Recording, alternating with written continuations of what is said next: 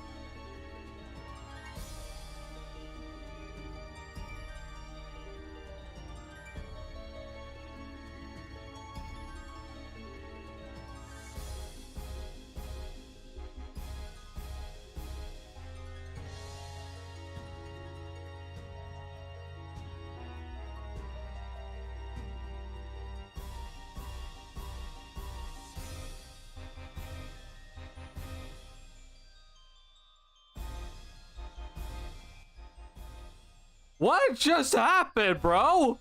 What?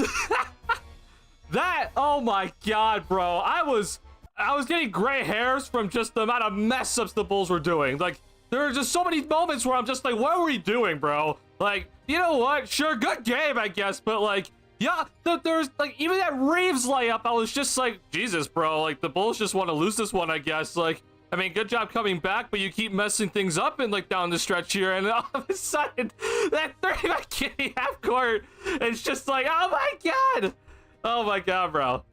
What a crazy run this team is on. I guess the basketball gods are just like, yeah, the Bulls are never gonna lose another game, because you know that's what we got to do here is never lose again. Even though we shouldn't exactly be winning all the time. So of course now I'm ready for it. So I'm willing to take it tonight. I'm ready to hear all, you know, call me the giddy hater and everything. I'm already ready for it. Go ahead and call it out. Get your moment in. I'm ready for it. So go ahead and put that in. I'm also ready for everyone to say that we're beating the Cavs in the first round, or we're beating the Celtics first round. So I can't wait to hear all that tonight. But holy crap, man. I cannot believe what I'm witnessing with this team. I saw Will Gottlieb's tweet, and I want to just quickly look at this, because holy hell, there is no way in hell the Bulls should have won this game. The basketball gods have basically just said that, yeah, Bulls, you're winning. That's basically what the basketball gods have said. It's just that we're winning this game. I just look at his win probability for the Lakers, okay? At one point for the Lakers, it was at, I think this was the highest. Yeah, it was at 10-18 in the fourth quarter. The Lakers had a 99.2% chance of winning this game. And, you know, in today's NBA world, especially with all the three-point shots, I understand that every single game really isn't out of reach, especially with, you know, facing certain teams like the Bulls shooting threes, or especially the Warriors, right? But this is, at that point, it was 99.2% chance the Lakers are going to win this. And then at this point up here, the Lakers, with 26.1 seconds left to go, had a 78.4% chance of winning it. And then at 13 seconds left to go, they had an 89% chance of winning this game according to win probability, and the Bulls just still won it. They're just like, nope, we're still taking it. The basketball guys are just like, no, we are blessing this team for the rest of the season. We are winning every single game from here on out. All right, I guess that's what I'm in for the rest of this season. I can't wait for the playoffs, y'all. I'll be seeing y'all through mid-April into May, I guess. Wow, bro. Wow. I genuinely cannot believe my eyes. The Lakers seem to have their revenge tonight. I was like, man, the Bulls just suck at home. And, you know, Reeves was killing us. Luka killed us in that third quarter. LeBron killed us in the second quarter. It was just like, okay, Bulls just are a bad team at home, I guess, and we just have to live with it. Weirdly enough, the Bulls just can't beat teams at home. And somehow, some way, when we're down by a ton in that late game, and we hit some threes, Kobe hit a couple of major threes just to keep us in it. He hit the three to get the go-ahead bucket. Patrick also hit that humongous three before that go-ahead bucket from Kobe. Like, it was just insane. Shout out to Giddey for getting the steal, and then Giddey gets the half-court shot, and it's contested by LeBron too. And like, LeBron's right there in his face, and Giddey's just like, "Oh, easy, we got this, man." I'm like, oh my god, I guess that we're officially, we've arrived, I guess, for some Bulls fans. So I'm like astonished by everything. I genuinely believe like, if you don't think that there is some luck right now involved, I don't know what to tell you, because this was definitely some luck involved tonight. Bulls had a lot of moments tonight where it was bad basketball tonight by the Bulls. It was awful in many, many moments. So I guess that's where we're at right now, is that we are officially just winning no matter how bad we play from here on out. So can't wait for the playoffs with y'all. We get the 15th overall pick just because. My goodness, y'all. Hope you enjoyed that. I won't lie. Here's the one thing I will say, no matter what with this Bulls team, it's always entertaining so far. Like, most of this season, like, besides like that losing streak that like happened in January, like, most of this season has been entertaining. It's been a very, very extremely entertaining game. Even if we end up losing by like 20, it's like, hey, we played fast, we shot a lot of threes. They're definitely nice where the offense just can't do shit, but if we're entertaining at least, and we're losing in an entertaining fashion, then I don't really know. I can't complain too much from stuff. So, only thing I'm really gonna keep saying is just like, I know everyone thinks that, oh my god, we are gonna be heading to the playoffs and beating squads, and I'm just like, you know what? I give you props for believing that much. I have no faith, unfortunately, still. Even after tonight, which is just like, yeah, you defeated one of the teams that absolutely, like, they needed this win. Like, the Lakers desperately needed this one.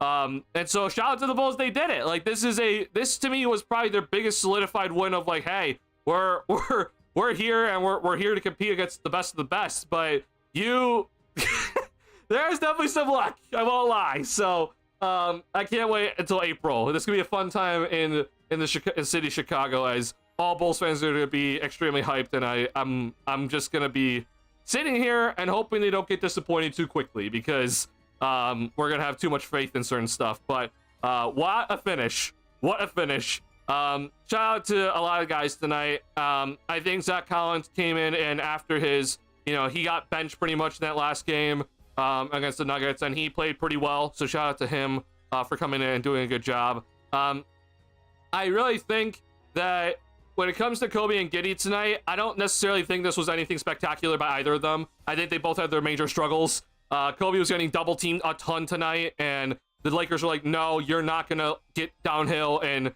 be draining, or getting to the rim and drawing fouls and all that sort of stuff. And so Kobe had to hit some threes, and he did it. So props to him for doing that. Giddey was also, I feel like, especially in the third for both of them, they were just both struggling. They couldn't make a shot, bro. Luka was destroying us on the other end, and Giddey was really having some struggles. I don't think Kobe scored in that third quarter, right? And it took everything possible just to get back in it. So props to them for getting back in it. And then LeBron had that turnover, which is just going to probably solidify him as not the GOAT anymore. With that specific turnover in Chicago. I know that, people, that's just, it's stupid how Bulls fans are sometimes, but I'm sure that's going to be replayed in Bulls heads forever. And, shout out to Kevin Huerter. I've been, talking about his inconsistencies. It was a really good night tonight, and he had five threes, and a lot of them were needed, especially late down in the stretch of games. So, major shout out to those three guys. They kept the Bulls in it. They made some of the biggest shots possible. Patrick also deserves credit for hitting that three. when the Bulls were down by 5. So good job by Pat. He had a pretty awful game tonight as well, but good job making the 3 when it counted. And you sneak away this win in like the most impossible fashion ever, which I don't think should have ever happened. There has to be some stats after this game, and let me know if there's some tweets about it, but there should be some stats after this game where it's just like, yeah, this one should never have happened. Like there's the T-Mac, you know, 8 points in like 14 seconds or whatever, right? Like that should have never happened. Like this one, I'm not saying it's that, but like it's one of those situations where it's like this should never have happened, but good job, I guess. I'm thoroughly impressed, and as always, I'm entertained, which I think is huge for a lot of Bulls fans. So wow, bro, I cannot believe it. I'm definitely speechless when it comes to this team from here on out, and I guess I'll just officially shut up. Because right when I every time I'm just like, yeah, I don't know, bro, like this whole thing, I'm just like 8-2 in their last 10. AK's there talking in the middle of the game, and I'm just like, why are you here? Like, oh, you decide to show up when we're 8-2 in their last 10, and we're just like, yeah, like sure, I guess you decide to show up now, but wow, I don't know why you're really here. It's not been like that fantastic of a season, but good job playing of late. And you know what? I guess they're showing why we're here to win a game in front of the executive vice president of basketball operations. So good job. I'll officially shut up now, and the Bulls, you know, I'll just say like, hey, I'll keep my thoughts to myself. I think that there's some stuff here that isn't exactly is not really what we're looking at in terms of a full-out team, but you know what? I'll keep quiet from here on out after this one, because this absolutely should not have happened, but you did it. So we did the impossible. Good job, guys. Wow. I'm genuinely speechless. What's going on, Rozzy? Might not come down for the high of that finish. That honestly was like the most insane thing I've ever witnessed. Like that, I've never seen a Bulls game like that. I don't know if it like, bro, I watched the Nate Robinson, like, you know, unthinkable comeback in that game 4 of that Nets series, and like that to me was unspeakable.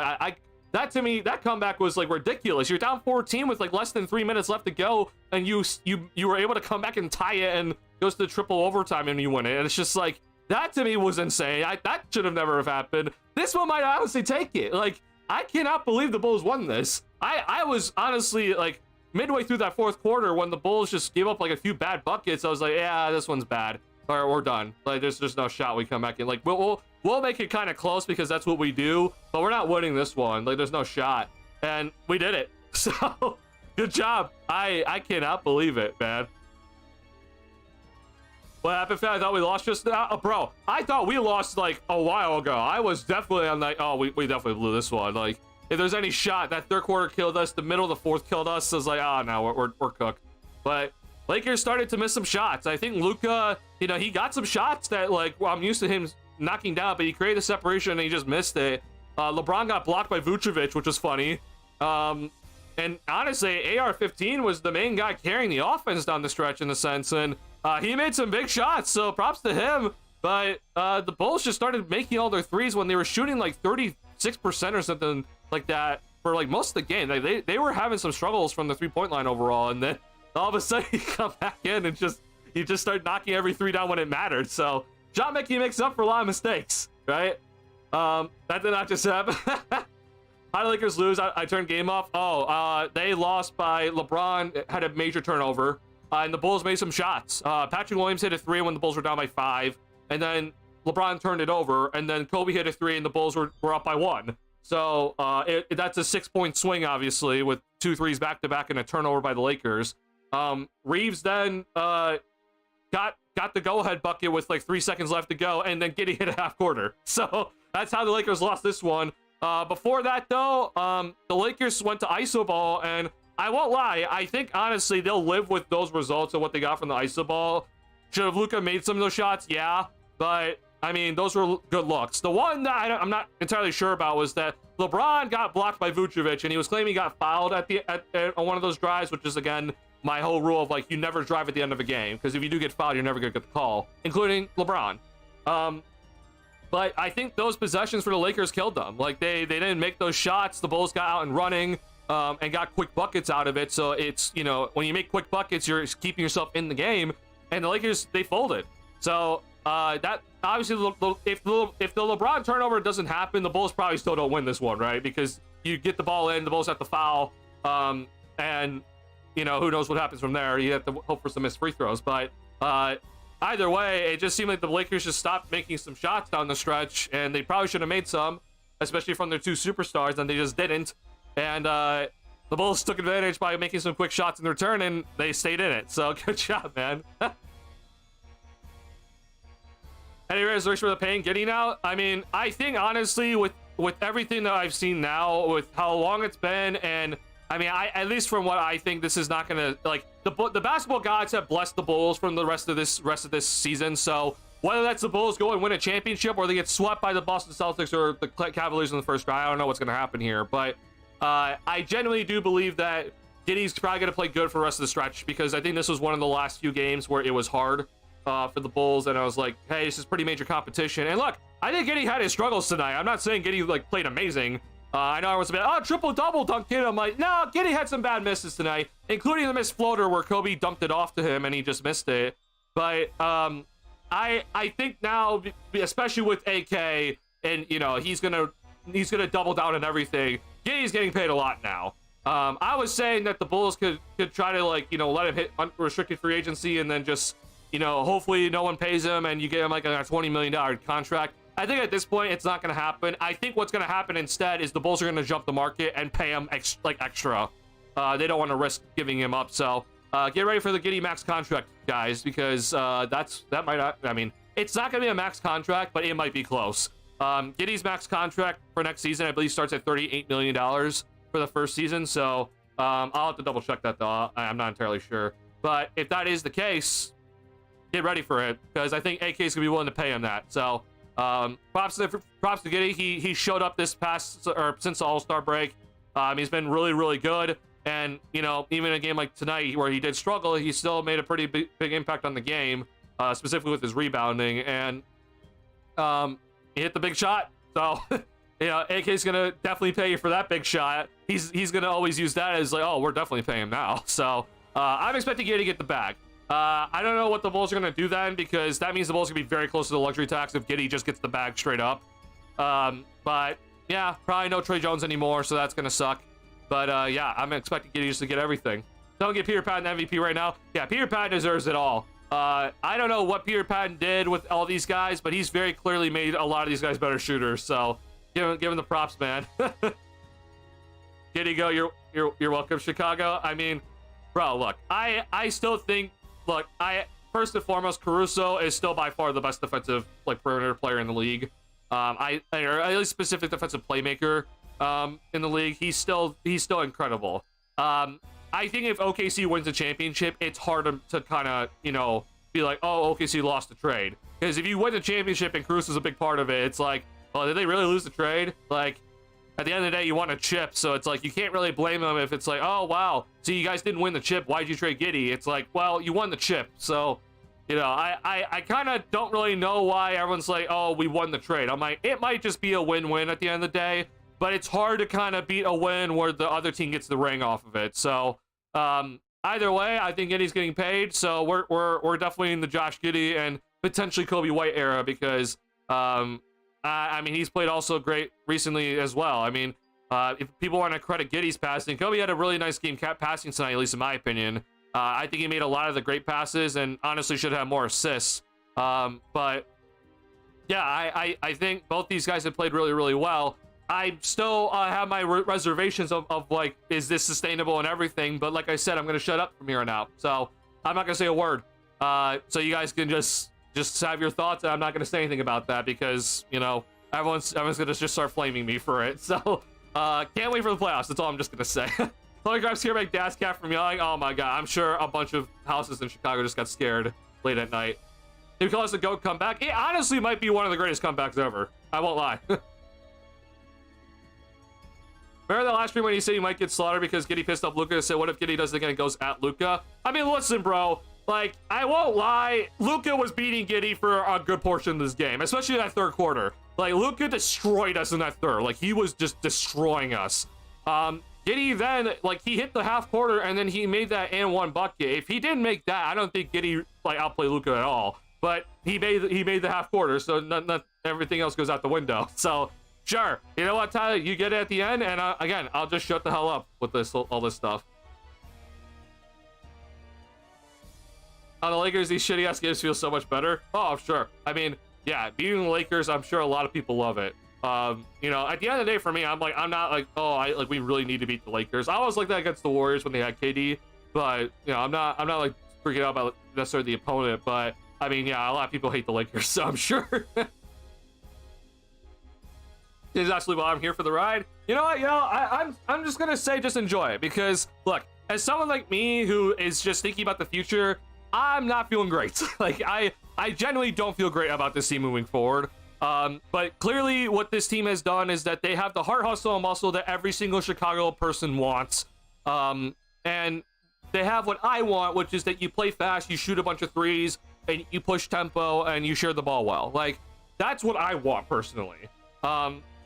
You know, a lot of the Chicago people, they're just like, oh, everything's about hustle. I don't really care how you shoot. I don't care how many points you score, but if you give me the heart, hustle, and muscle, then we love you. And this Chicago team has, you know, since the trade deadline, they've done that, and they're not out of any single game. Like, they've been in almost every game, and everyone loves it. So, you know, every single Chicago fan right now, like, they're loving this team, and I'm sure of it. All I'm just gonna say is just like, you know, I've seen a lot of teams that kind of rely on the heart, hustle, and muscle aspect, and they just don't have a superstar, and I don't think they've ever really won a lot of rings. I know everyone's going to point to Detroit Pistons in 03, so that's your one hope. But at the end of the day, I'm just like, at least for me moving forward, I'm not feeling great. I really don't. The Bulls need to make some big moves still, at least in my opinion, for me to feel good about the future. But, you know what? Enjoy the ride. And honestly, I'm here for it too, just to see how far this team can go, because, again, we're making the play-in. The Magic also lost again tonight, so who knows what we're going to get in terms of the seeding right now. But I really think that it's going to be interesting to watch this team moving forward.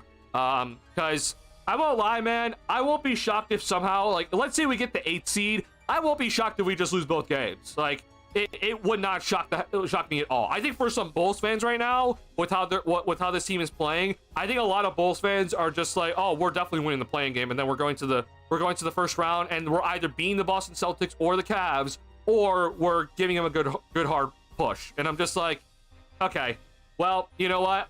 I'll be interested to see if that happens. So good luck to you. But I just won't be shocked if we lose both playing games. Like, I'm dead serious. So yeah, just enjoy it while it lasts. That's all I'm gonna say. Can we have the best white boy on the court tonight? I don't know about that, but definitely he made the shot. So at the end, that's all that matters. That was fun though. It was fun, bro. I mean, again, I think every single Bulls game has been, like, except for like that January stretch, has been pretty entertaining. Like, I really do think that this year has been, if like a lot of people are like, why would I watch the Bulls? And you know what? I agreed with them like last year and the year before that. I'm just like, I don't want to watch the Bulls when they're playing slow and don't shoot threes. This team though, they bought in and they're playing fast. They play with a lot of energy, and I'm here for that. You're shooting threes at will. You're passing the ball. You're not afraid to shoot the 3-point shot. Like, Kobe is launching threes from like 28 feet out, 29 feet out, and I'm just like, yeah, keep shooting them. This is the sort of stuff I want, and it better continue. I'd be very pissed off if next season suddenly the Bulls go back to slow tempo, but no, I mean, continue playing this way. This is the way to play. It's entertaining, and honestly, it's been a major reason why you're coming into games and coming back into games, and you know, beating some teams that you really shouldn't. Honestly, you know what I'm gonna say? Of course, Kobe White, even playing a bad game and turning out when it matters most, like a clutch player. I mean, yeah, bro. Kobe's definitely like he's also shut me up about everything. I do think that with Kobe, the Bulls got to make some really big decisions with him, because I mean, he's played too well now, where you're like, oh, this is just, we're just gonna trade him in the offseason, which still could happen. But again, how do you feel about paying Josh Giddey $38 million and then Kobe White potentially $40 million? Like, that's something I'm just wondering how Bulls fans feel. If you really think that these are your two superstars of the future, I'm sure you're thrilled. If you're someone like me, I don't think either of them are going to be your main guy moving forward. I'm not thrilled about that idea, but I'm sure a lot of you are. So again, enjoy the ride. But either way, though, I'm happy for both these guys. Like, these guys have really played well, especially when, like, I think their backs are kind of against the wall. like, even though it's not necessarily a contract year for Kobe, like, this is still a major year for him because, you know, we can't, as we've kind of talked about multiple times, like, you can't have a one-hit wonder season, right? So it kind of requires you to, like, hey, you got to come back the next season and show up, and Kobe's done that. And so far in the month of March. So, you know, he finally showed up eventually, but it took a bit. Giddy obviously had the major struggles for 50 games, and then all of a sudden, he, you know, since the trade deadline, or sorry, since the All-Star break, he's looked a lot better. So, I'm happy for them. I'm just like, once again, you know, my thoughts, and I'm just gonna stop right there. Kobe related Marb style bad third quarter clutch in fourth game. Well, I think honestly the entire Bulls offense was pretty bad in that fourth. Like, Giddy was missing a lot of shots in that third quarter, excuse me. And it was just a lot of times where the guys were trying to get down the lane, the Lakers collapsed onto them, they kick it out, someone didn't shoot the three, or someone just missed a three-point shot, and it's like, oh wow, we're having just trouble though getting into the lane. Like, that's been our calling card all season long. And then we're seeing the Lakers just collapse heavily onto these guys. So they stuck with it, obviously. The Lakers, I think, definitely fumbled a little bit here, but you got to stick to your identity no matter what, and the Bulls did that, so props to them. P-Will showed up the last 10 seconds of the game. Yeah, it's funny, Anthony. I know we were tweeting at each other. P-Will showed up in that three-point shot, right? Like, he showed up and hit that big three. Other than that, though, bro, I don't really think he really did too much, but he did hit the big three. But yeah, I really think that either way, like, you gotta stick to your guns, right? You gotta take the threes when they're there. You gotta be willing to shoot them. You gotta play fast, bro, and they did it. You should not have won this one, but see motherfucking red. Yeah, absolutely. Oh, sorry, I scrolled too far.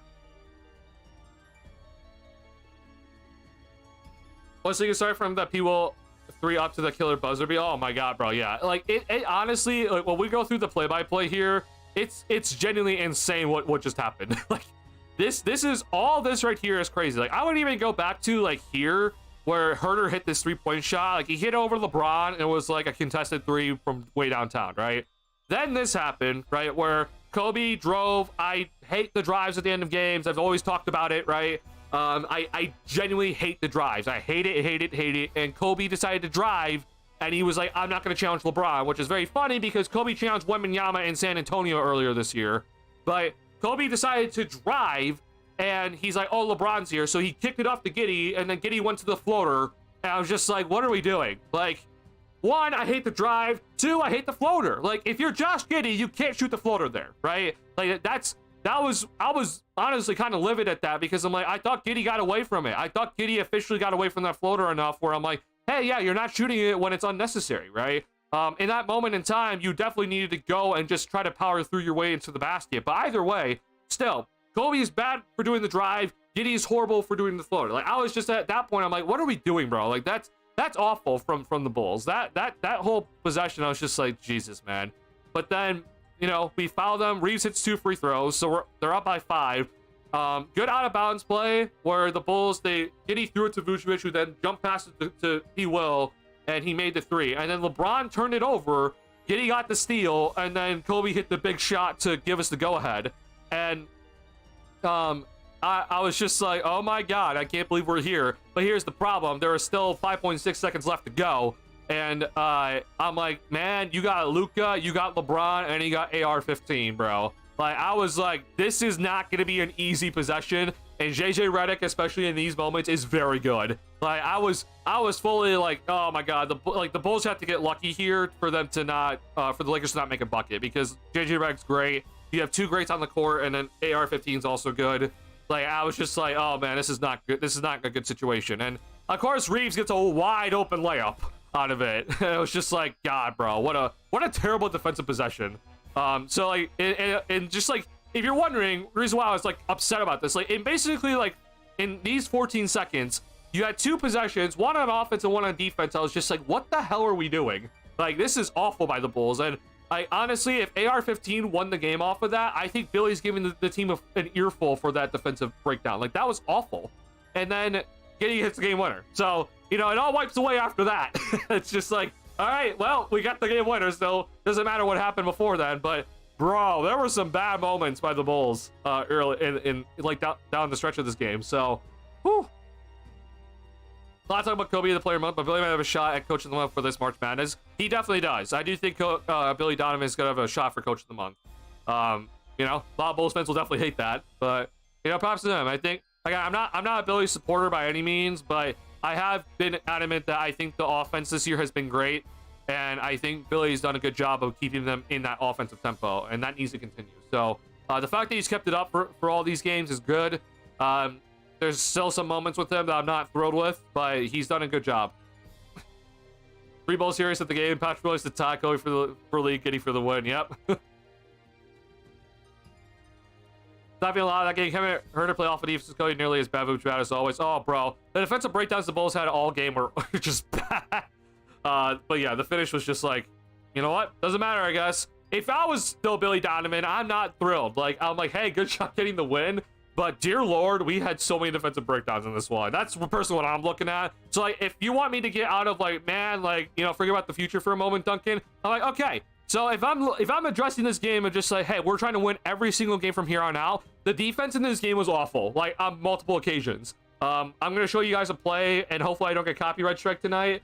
From what Stacey King was doing the Telestrator, and like he's calling out Kobe White, saying like, oh, Kobe messed up here. He left AR-15 in the corner, and it's like that wasn't Kobe's fault. That was Herter's fault. Like there's just a lot of problems tonight for the Bulls defensively, but you know, all of us are gonna be like, oh, don't worry about it. But it's like, if I'm going to be a person, it's like, hey, how far can this team go in the playoffs? The defense level tonight was unacceptable. So let's just say that right now. Like that's something that we need to keep in mind, that the defense tonight was bad.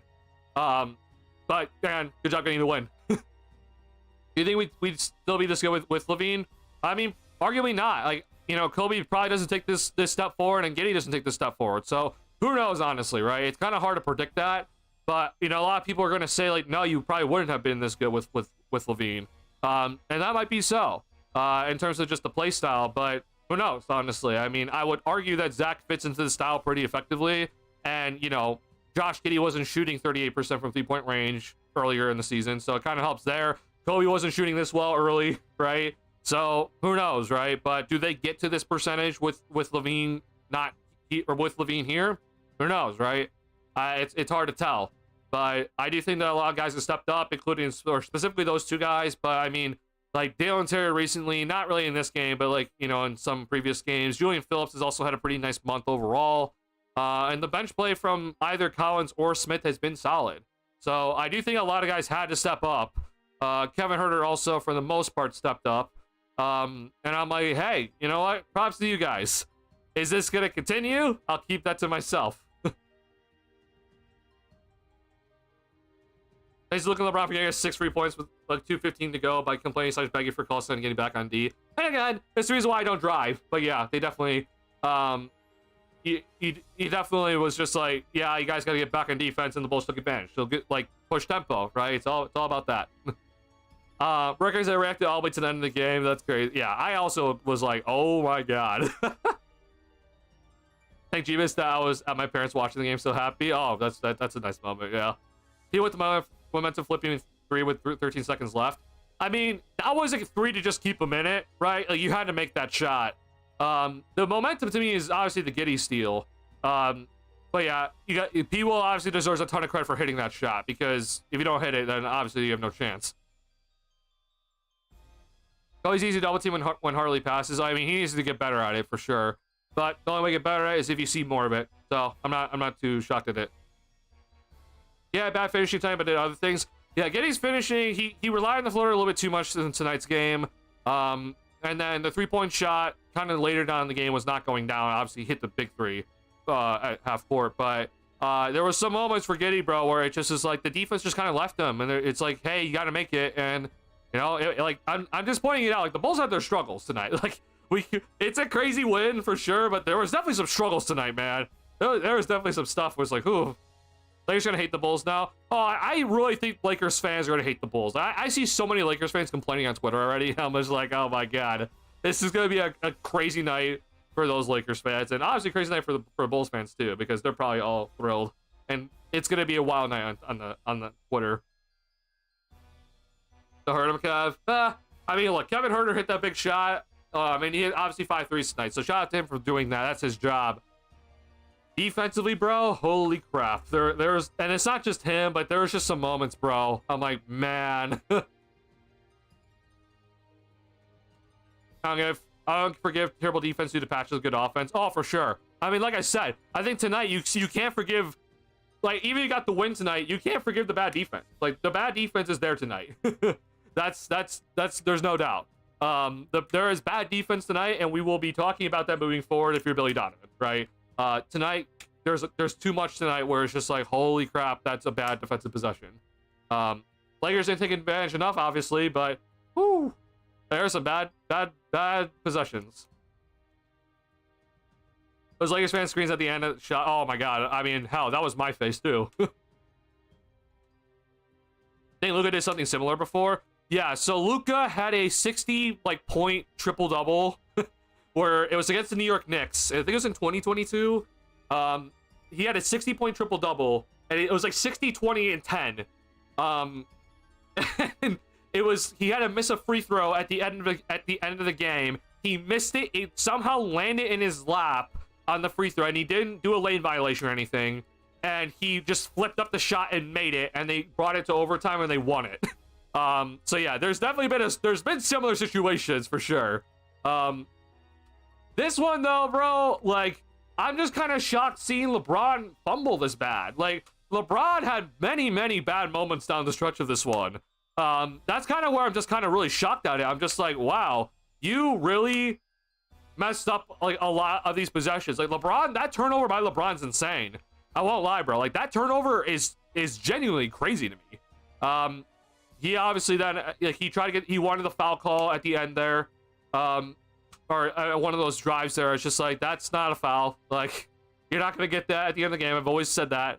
So it's just kind of shocking to me. It's like, bro, this is, I've always just come to accustomed to LeBron being one great guy down the stretch of games. I know a lot of Jordan fans are always just like, LeBron's not clutch and everything like that. Like, LeBron, let's just be honest ourselves. LeBron's very clutch. And would I take him over Jordan? No, but he's a very clutch player down the stretch of games. He typically makes the right decisions. And to see him mess up like many times, I was just like, wow, like, that was not what I was expecting at all, bro. Got teams really putting Cali teams in hell today. Sox versus Angels and Bulls versus Lakers. Oh my god, bro. I was very happy with that White Sox win today, but you know, it's a Bulls channel. We can't talk about too much about that. Lakers fans called our last win a fake win when it was a proper win, so they get a real fake win on their heads because this was so bad. I mean, honestly, it evens out, right? This was definitely a fake win. This is not a win for the Bulls, but, you know, we got the win in the column. Herter proving us wrong about him from the early games. He played well tonight, too. Yeah, Herter's overall done well recently. Again, I'm still just not... I'm not overall, like... The overall idea of Herter is not thrilling to me, but... If like the Bulls are like, yeah, we're gonna keep him, like, he has to again come off the bench. I don't want him starting, but also like it has to be just cheaper. But if you get him for off the bench and cheaper, then for what he does, yeah, I can definitely live with it. It's just there's just moments where I'm just like, I don't know where your 3-point shot went. More recently, obviously, it's been the 3-point shot's been here, but there's just some games in a row where you're just like, man, he's only made 3 threes in the last like 3 games, and he shot like over 20 threes. It's like, those sorts of games, I'm just like, I'm a little bit just not impressed by him. But obviously, you know, we're not going to re-sign him to that big of a contract again. But moving forward, right? Like, I don't want him in the starting lineup, I guess is kind of what I'm saying. But he's been in the starting lineup. He's done well. I'll give him his props for sure. Should Billy have taken Vucevic in the last defensive possession where Reeves scored? It's kind of arguable with what you think. I think there's the argument that you need Vooch out there for the rebounding, right? And you know, if you really want to make sure that you get the rebound, then if you think Vooch is your best rebounder, you leave him out there. If it were up to me personally, I'm definitely putting in Collins. I think Collins is the better defender on the interior and perimeter. I think that, you know, the rebounding, like, I don't think necessarily are like I don't think either are like that great of rebounders anyway. And so if you really think that Vucevic is that good of a, like, much better of a rebounder, then I don't really know what to tell you.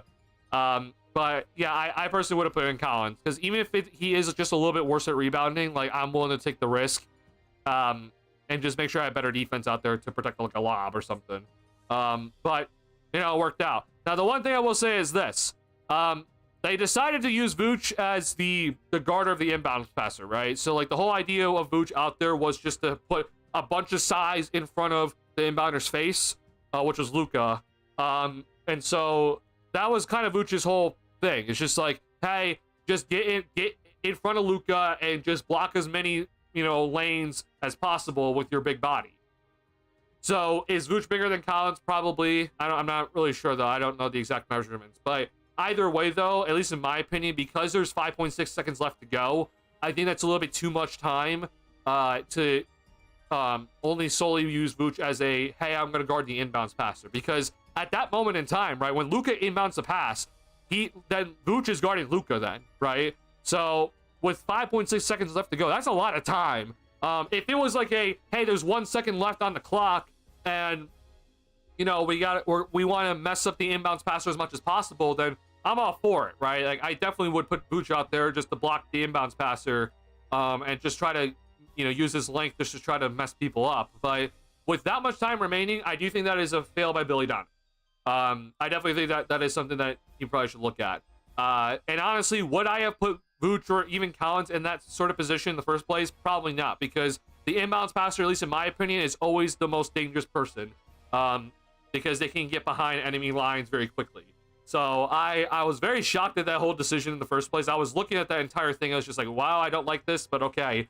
And again, like, it didn't work for the Bulls. The Reeves got an easy bucket out of it. So stop watching after the third quarter. What I missed? I thought it was over. You missed a crazy comeback and the Lakers throwing. They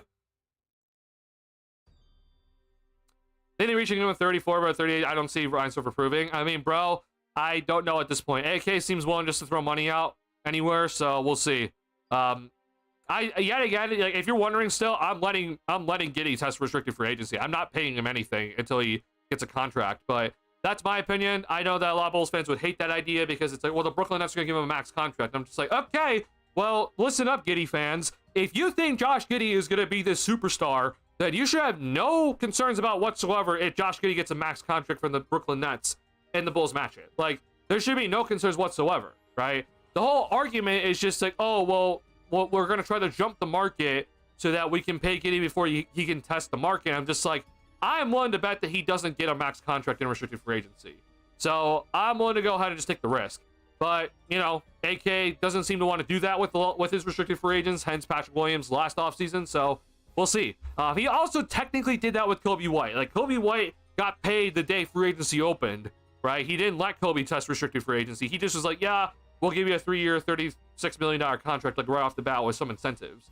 So, like, I don't know how AK's going to do this, but I think in his head, he's probably thinking, oh, someone's going to offer Giddey a max. I don't want Giddey to get the max. We'll pay him like 34 or something like that early, and it's just going to, it is what it is. That's not how I would handle it personally, but we'll see. Alex Caruso, the best per defender in the league, is so biased. No, it's not. It's not biased at all, Charles. I don't know if you were here when I was talking about this, but Alex Caruso is still by far it's either he is the best or he is one of the best, and he's better than Dort for sure. Dyson Daniels, sure, you want to give it to him, fine. But in terms of defensive playmaking, Alex Caruso is still the best. I understand that this was in March, but Caruso's numbers have been better since this tweet. But Alex Caruso is still the best perimeter defender, at least in my opinion. Like, this is not me just being like biased as hell. This is me saying that, hey, the numbers also say this stat, okay? Alex Caruso is averaging 1.7 steals per game in 19 minutes. He is still by far the best perimeter defender in my eyes. So, look, this is not just me. Go ask a bunch of other people. This is the stats. This is not just me saying it on my bias, okay? As much as I love Caruso, this is not just my bias playing into account. This is also just stats from everywhere. It's like, Caruso's better. Caruso's better. Like, Caruso is this good. People act as if Caruso is just some role player. He is not just some role player. He's an all defensive team defender. He is not just some role player, okay? That's the reason why I don't like the talk recently, bro. I hate the talk about Caruso recently because some Bulls fans who loved Caruso when he was here all of a sudden are just like, nah, Caruso was nothing. Like, he wasn't really that valuable. I'm just like, brother, you are saying that this guy who is an all defensive team defender is not that valuable. Like, this is not just some role player. This is a all-defensive team defender, okay? This is not just randomly some dude that you just, like, yeah, that's a nice defender out there, okay? He is very, very good. So, please, for the love of God, we are not going to be going down this whole rabbit hole that Alex Caruso is worse than certain guys, okay? Either way, you're looking at all-defensive team defender, and the stats say that he is still the best defensive playmaker. Like, it just is what it is. Like, this is how it goes. So, please, for the love of God, we are not going to go ahead and just randomly discredit Caruso for his still good play.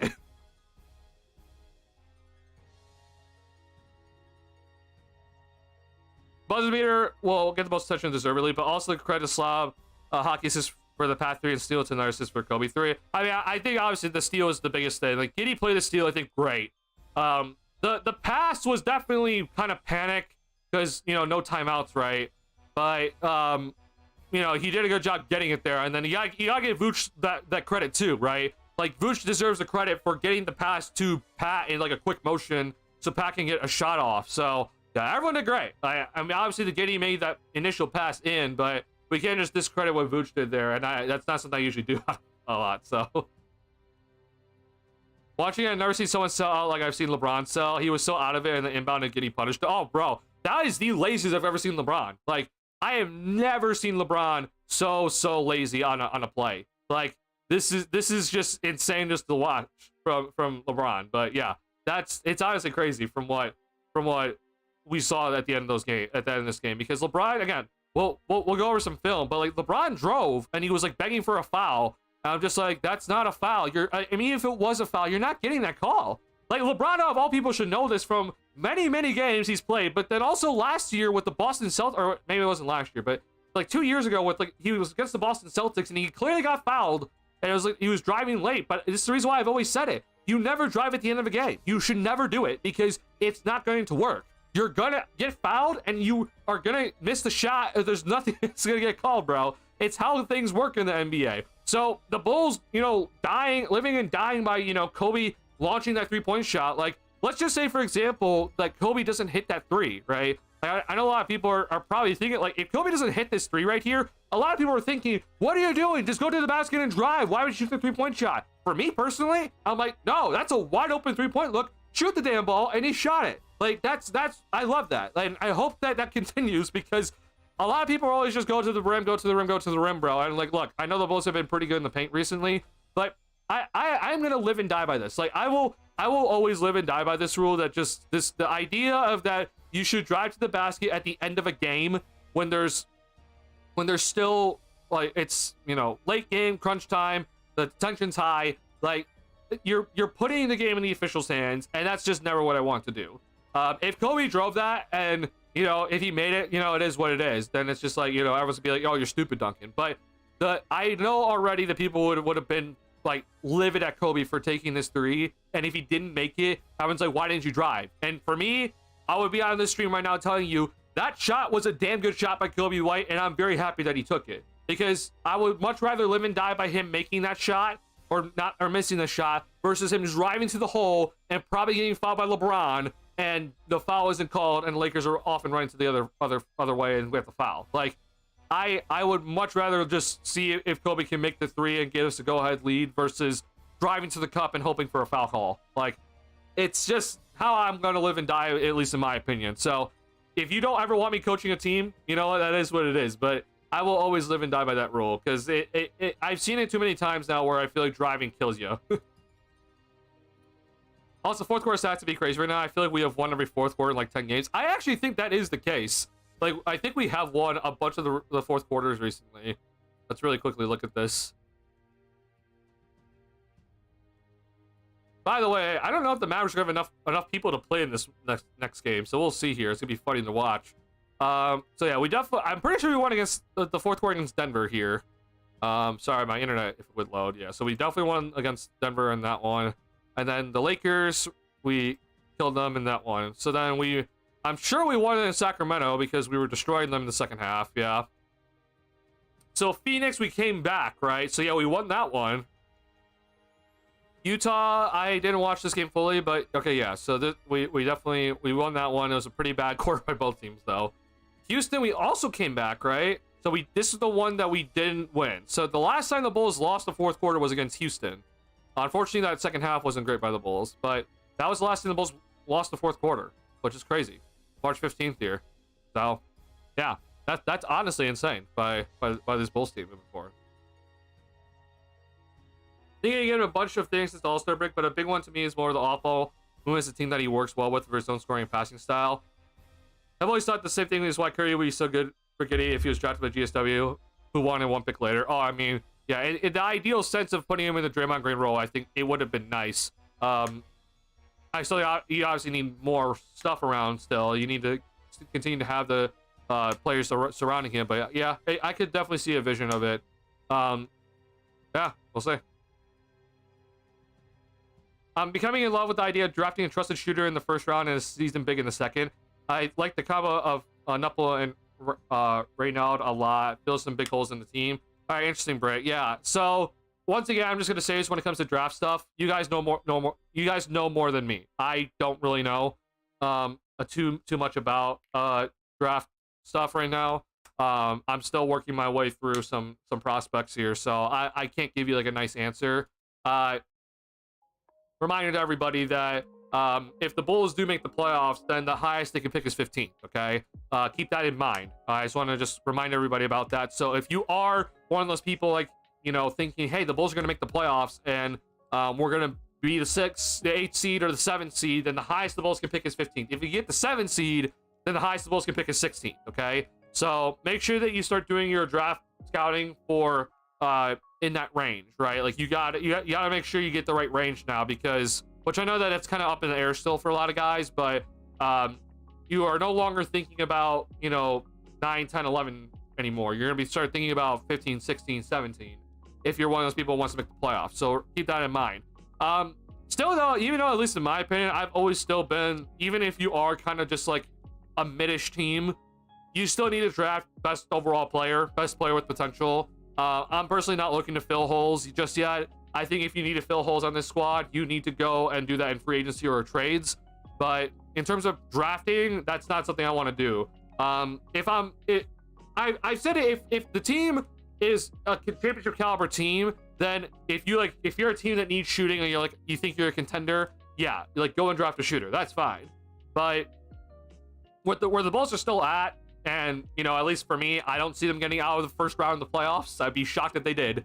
I'm still drafting just based off potential. I'm not personally looking to draft like a shooter or a mobile big or anything like that. Like I just want a player with nice potential that I hope can do multiple things in the game effectively, no matter where we draft. So you know, AK's had some big misses, he's had some okay hits, right?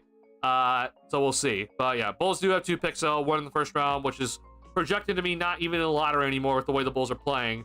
And then 1 in the second round, which is the Kings pick this year. I believe the Kings have our pick or something like that. It's kind of awkward, but or maybe the Spurs have it now. But we do have the Kings pick, so that draft pick would be based off the Kings record. Sure, Billy's gonna give him an earful anyway. He doesn't seem like the type of coach to be happy with a win. Yeah, let me know. I saw the post game press conference was up on my monitor here, but I didn't listen to any of it.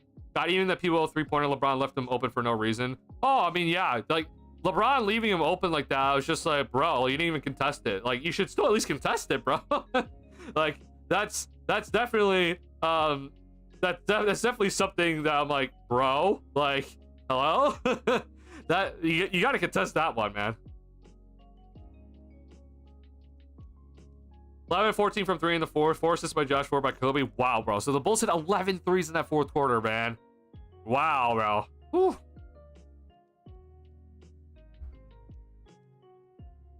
See, Zach fits the foul, stop, but Billy would never shit enough with Zach there. Yeah, maybe. It would have been interesting to watch for sure. And you know, again, March.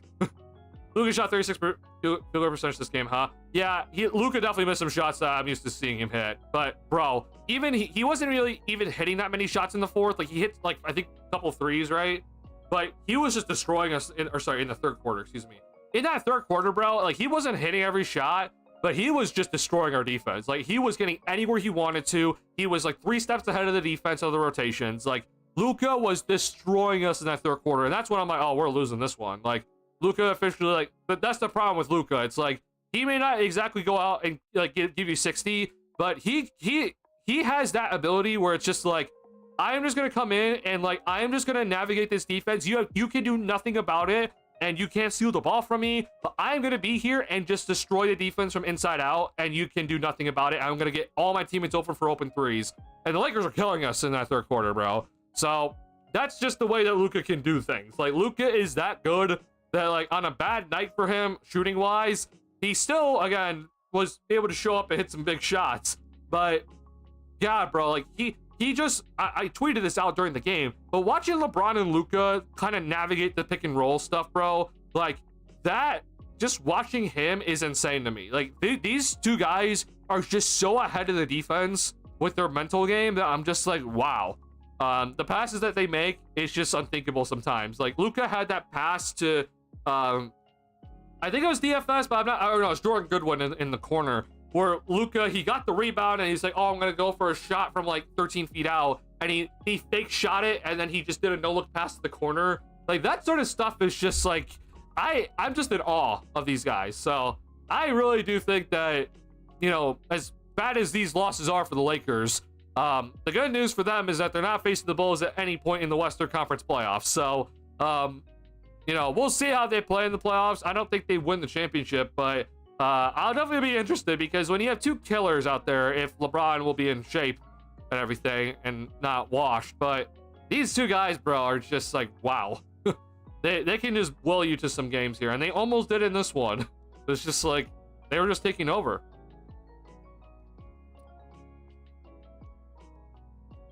Might be out one. I named Billy Vooch liability switching late talk. Yeah, a little bit of it, yeah.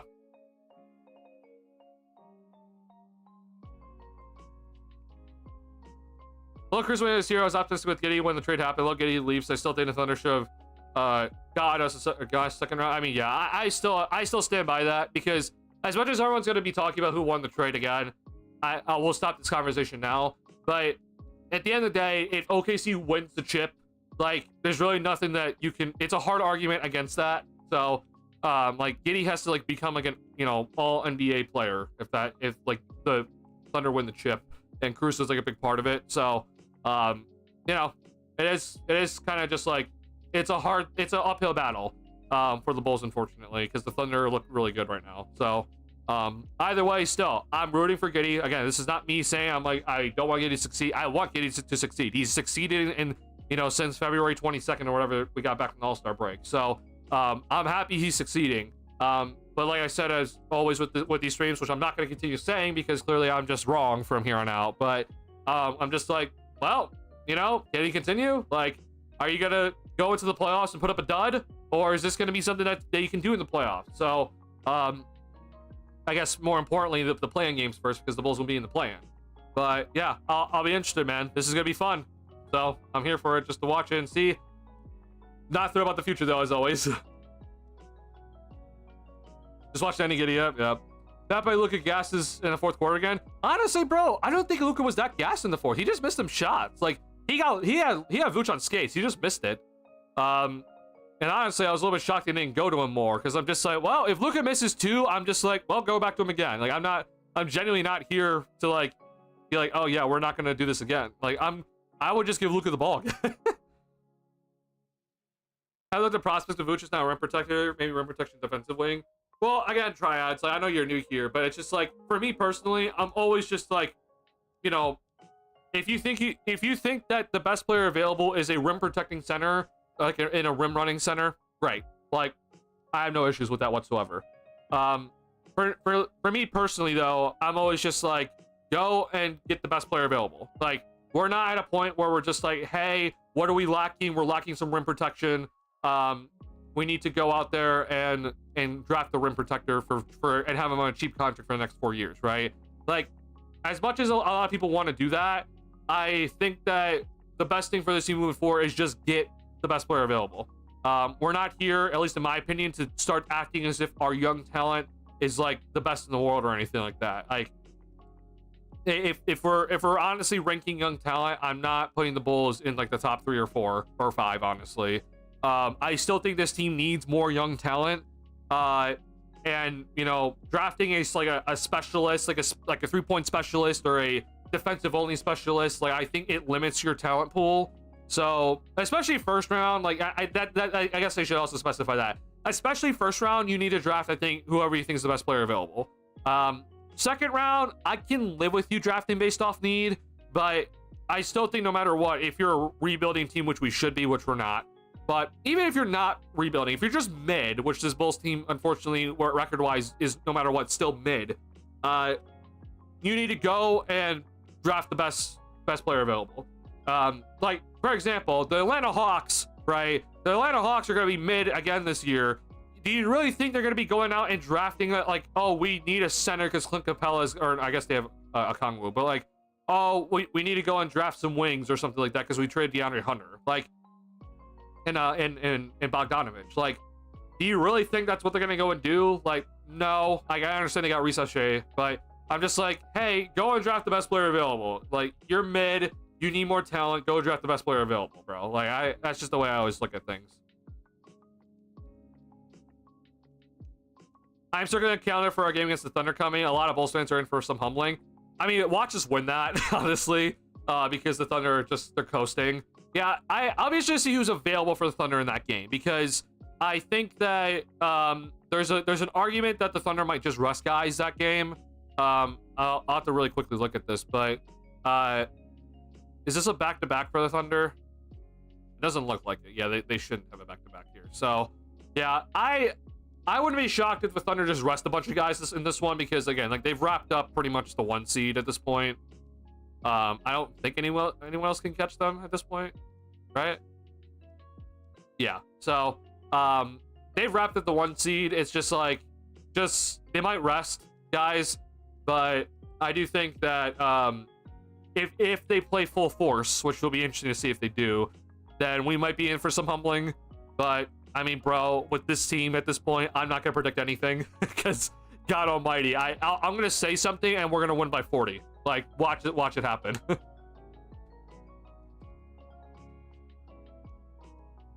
I'm still gonna, or sorry, I don't care. We love Caruso. We knew what we were trading. That's why no picks. Oh, I mean, for sure, triads. Like, if you're a Thunder fan, you're just like, yeah. I mean, if we win the chip, we don't care. Like, this is fantastic for us. We got Caruso on. Honestly, that contract just looks better and better by the day, with how cheap it's going to be moving forward with the extension you signed him to. But we traded Caruso without giving him any of our loaded pick selections.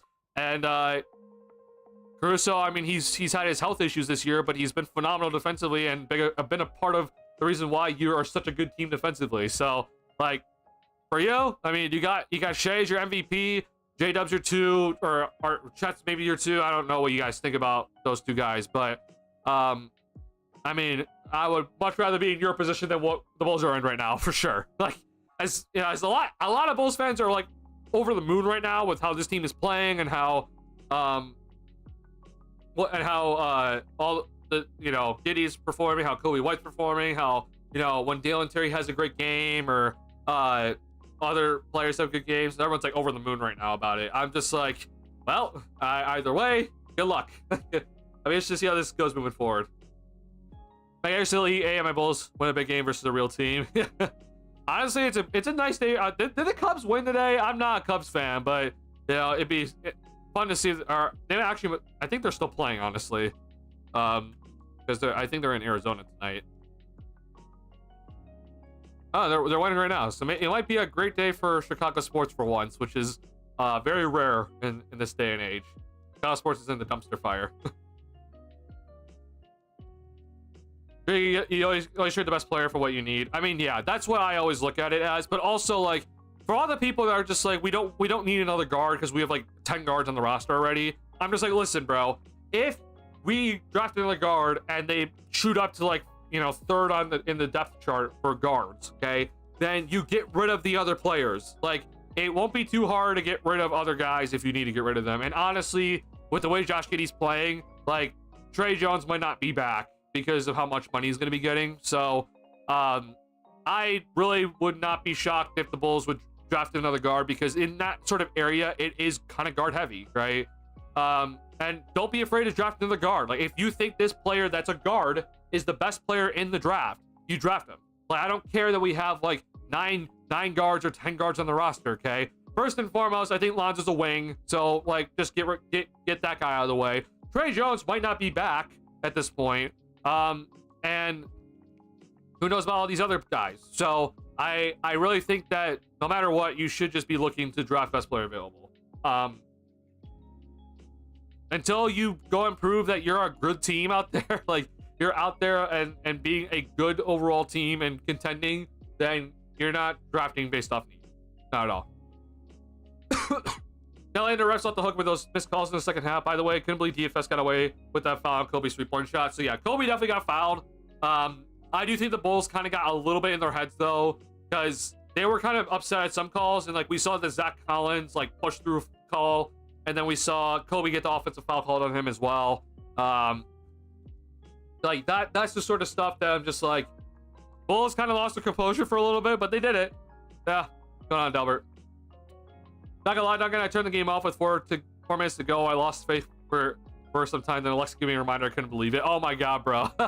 I don't blame you, man. There was some pretty bad moments, especially in that fourth for the Bulls, where it's just like, what are we doing, bro?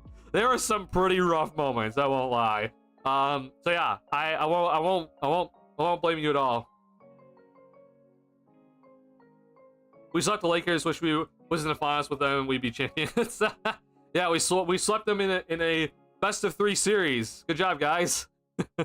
Yeah. Oof.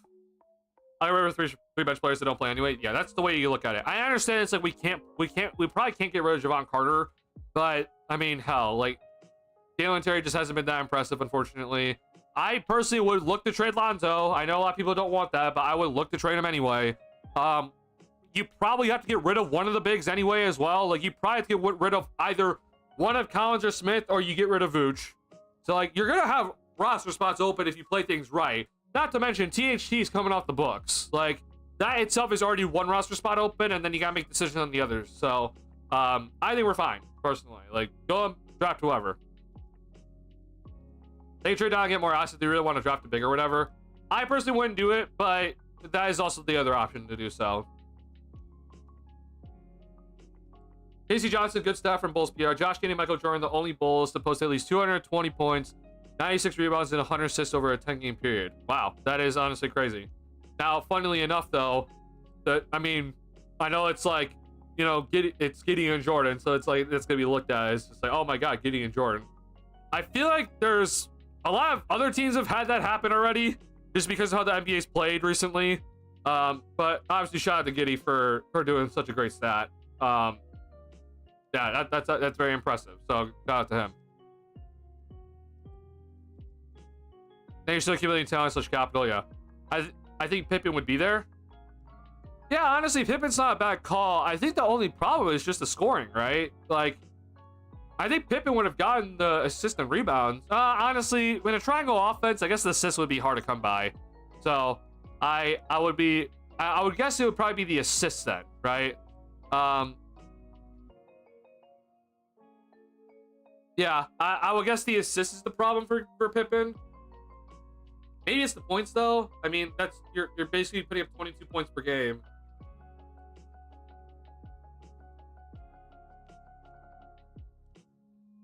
Yeah, so I'm not sure.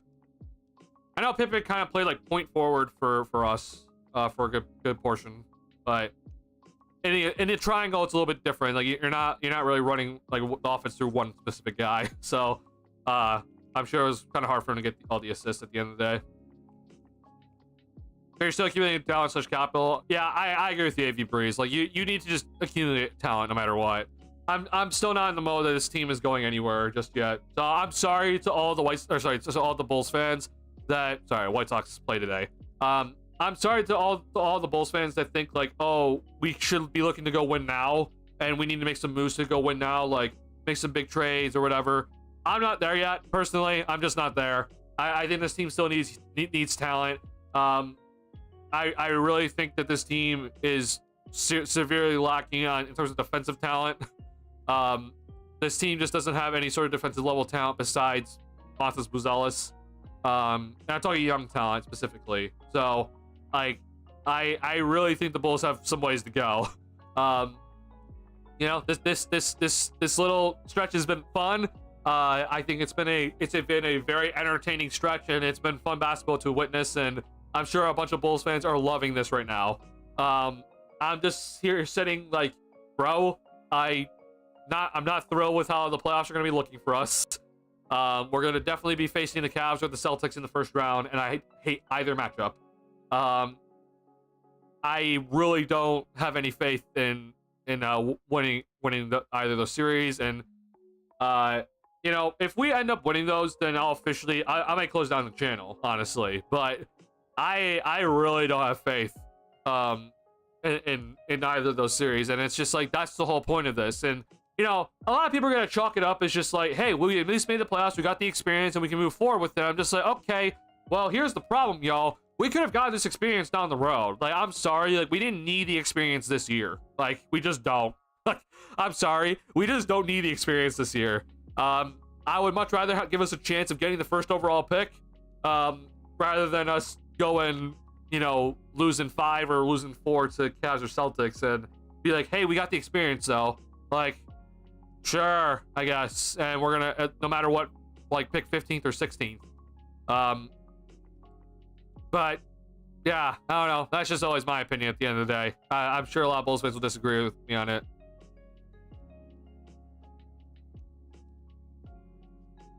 That Giddey game winner also set the franchise record for longest buzzer beater moments after airballing a floater. That is very funny. What's also funny is that I think, if I'm not mistaken, yeah, they counted this as a driving floater. Like, NBA.com counted this shot as a driving floater for Josh Giddey. That is hilarious to me, that this is a driving floater. So he missed a floating jump shot, and he made a driving floater from 46 feet out. That's crazy. Oh my God, bro.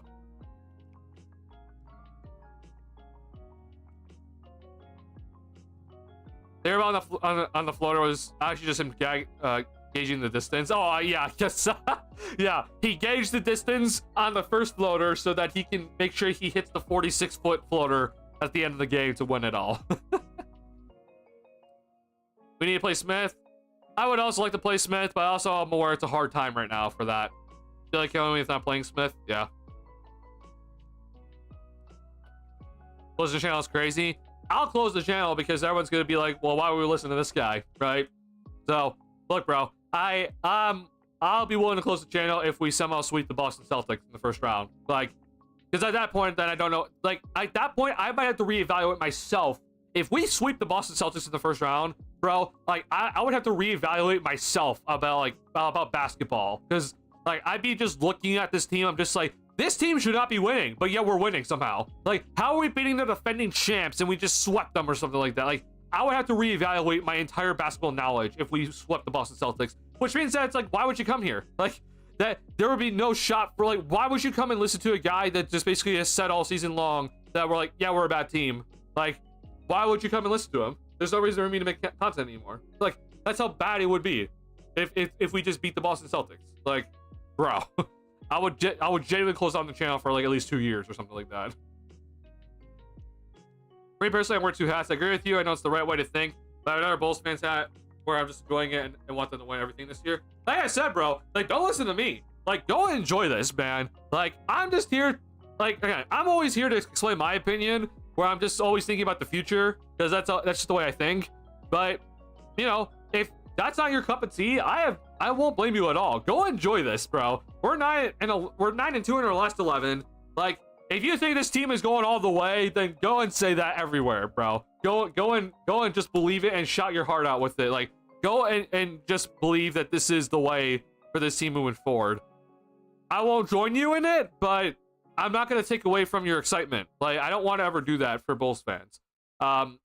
So again, if you're here on this channel, you're here for my analysis, and we're also here to discuss amongst each other, right? We're all here to give our opinions, and that includes myself, unfortunately, at the end of the day, because I am the person on this channel. So if you don't like the opinions, then, you know, I'm always just like, hey, go and watch someone else then. I'm not, you won't get that here, but no matter what, I'm gonna give my opinion. And I'm just like, well, if we make the playoffs this year, which I think honestly with the way that we're playing, it just seems like we can't lose from here on out. Like, we're making the playoffs probably.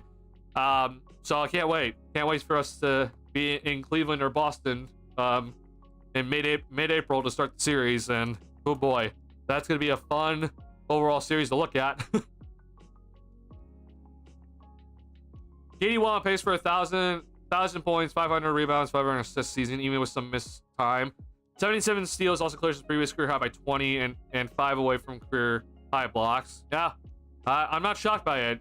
Obviously, playing time is huge. He missed some time though, but got an opportunity, so props to him. He took advantage. That would be nutty if we would, yeah, Celtics.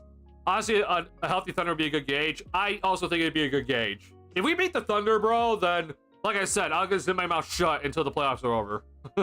Like, I'll come onto the channel and I'm gonna have someone else stream for me instead. Because if we beat the Thunder, if like Shay's playing, J-Dub's playing, you know, Chet's playing, and everyone else is playing, like, if we go into Oklahoma City and beat the Thunder, and I'm just gonna come onto this channel, start stream. I'm gonna bring you guys to a Discord call and have you guys stream instead. Because clearly I don't know what I'm talking about. But yeah.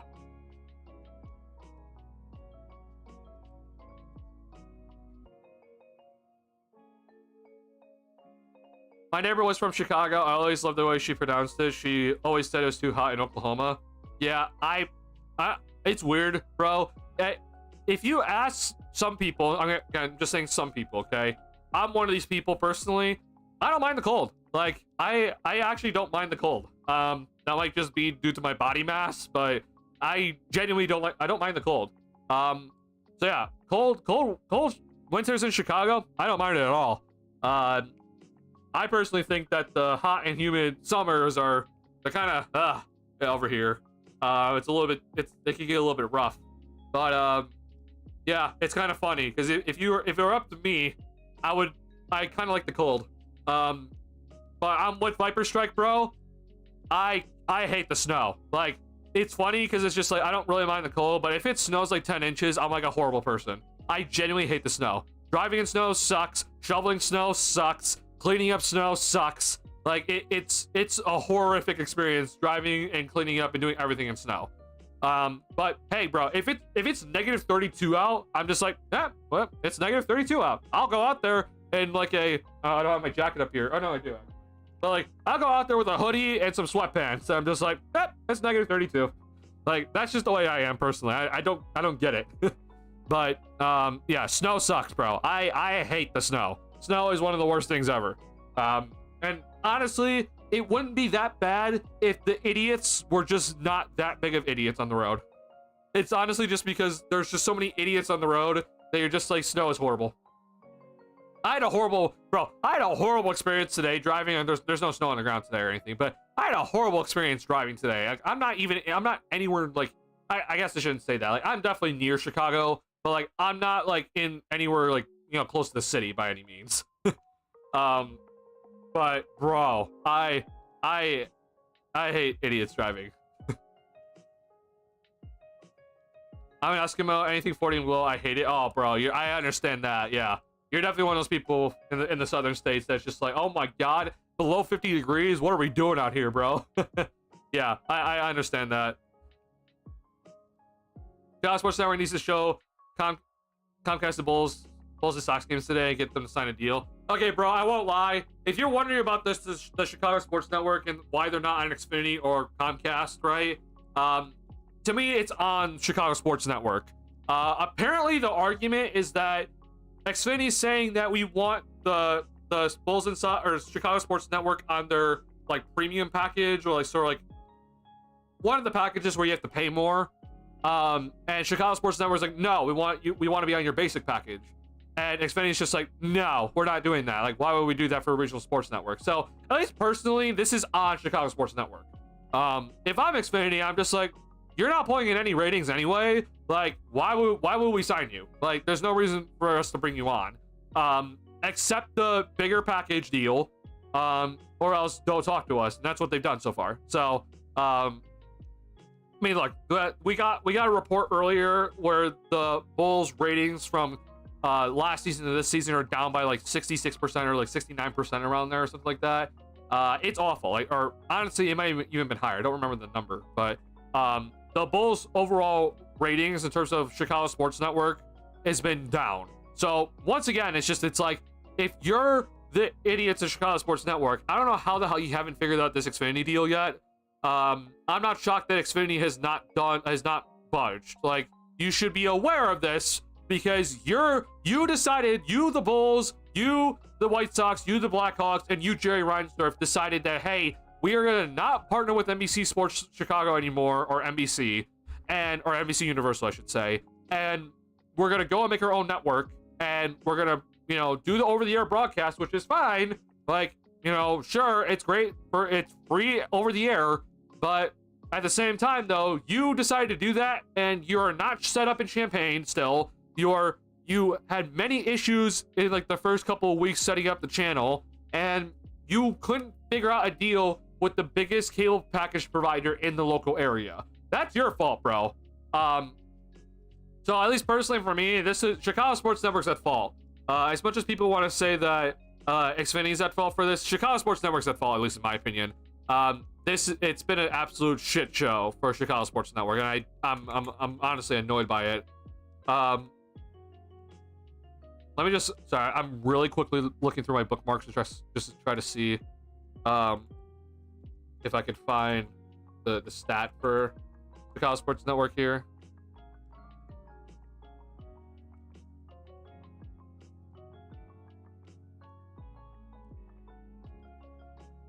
I don't know if I'm going to be able to find it, unfortunately.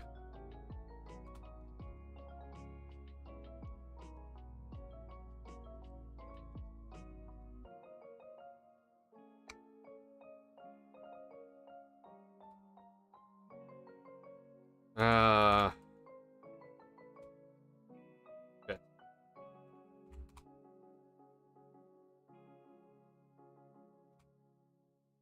But yeah, honestly though, like, either way, the Bulls should be, like, for a lot of people that don't want to tune to Bulls games right now, like, I get it. Like, you're probably someone like me right now who's thinking, wow, this team is just like, it's cool that we're on this nice run, but it's like, where are we really going? I get it, but at the same time, if you ever, like, for the fans that think that the Bulls are boring, which I don't blame you if you think that right now, because last season, or honestly the last couple seasons, were pretty boring basketball. Like, even if we would win, it's just like, man, this is boring. Lack of threes, lack of pace, lack of interior finishing, lack of passing. Like, it was all over the place. I don't blame you. Like, I genuinely don't blame you at all. But that's not this team anymore. Like, this team is going to go out there, they're going to stay in games, they're going to go and play hard, they're going to shoot a bunch of threes, they're going to play with tempo, they're going to go on the fast break and get every fast break opportunity possible. Like, that's the new Bulls. And I really think that a lot of people in today's era who talk about that basketball, NBA basketball specifically, is boring, I think they would appreciate what the Bulls are doing. So if you're on the edge, like, if you're like, I don't know, I really want to tune in, or it's like, is getting the antenna worth it? I'll say this, like, make sure you get the correct antenna, because there's a pain in the ass to set up, and make sure that it all works properly, and try to make sure you get the signal and everything. But make sure you get a antenna that has a amplifier on it. That's what it is. I think, honestly, tune in. It's baseball season as well, so if you want to go watch the White Sox lose games, then go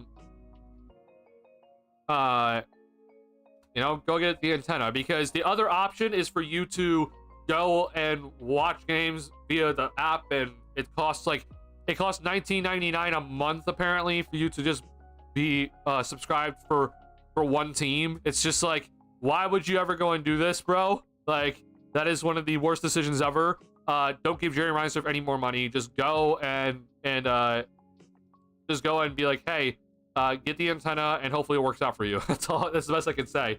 But I do think the Bulls have played really well, so props to them again. And either way, I'm hoping that this is the Bulls team we're going to see moving forward. Here we go. This is what I was looking for. yeah, this has been bad. The local viewership is up 68% from last season for the Blazers. It is down for the Bulls. It's down by 63% this year as of February 1st. Obviously, the Bulls did not go on their run until February 22nd area, or since the All-Star break. So I'd like to see these numbers, you know, post All-Star break, but I still would think that they're lower because you're not on the regional most, or you're not on the cable provider that has, or God, you're not on the cable provider that dominates the local area. So it's less like, bro, like you're gonna have terrible ratings this way in general. So yeah, get on it, honestly. If you're Chicago Sports Network, you're messing things up here. Arizona coming back on Duke. Ooh, I've not checked in on that in a bit, so let me go look at that.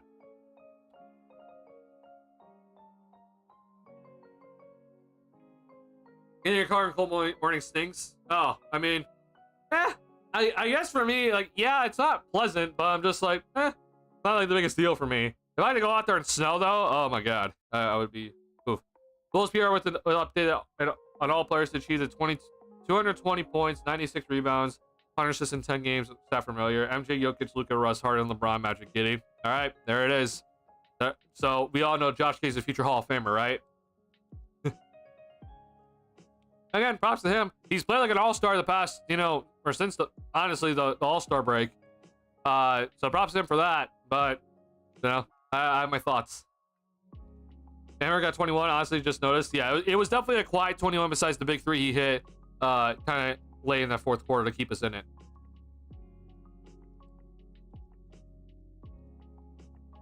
All right, I just want to show a couple of things here because I unfortunately can't go without a stream without, you know, yelling at Stacey King because I have to.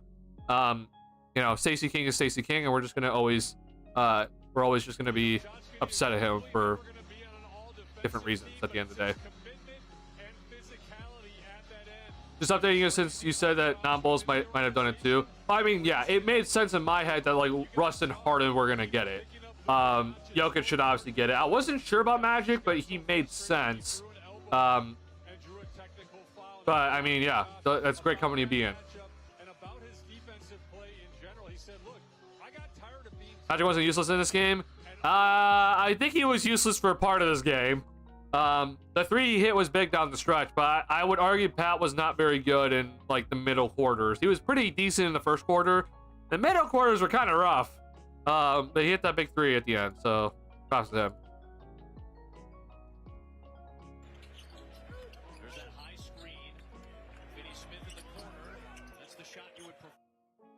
Sorry, hold on. I'm trying to find a specific play because we need to talk about it, and Stacey King is Stacey King, and we need to always do this. And I hate doing this on a Josh Giddey game-winning night, but we're going to talk about it. And don't worry, we will be going over the end of the game in the film, just so that if you want to watch the Giddey game winner one more time, don't worry, we got it for you. Okay.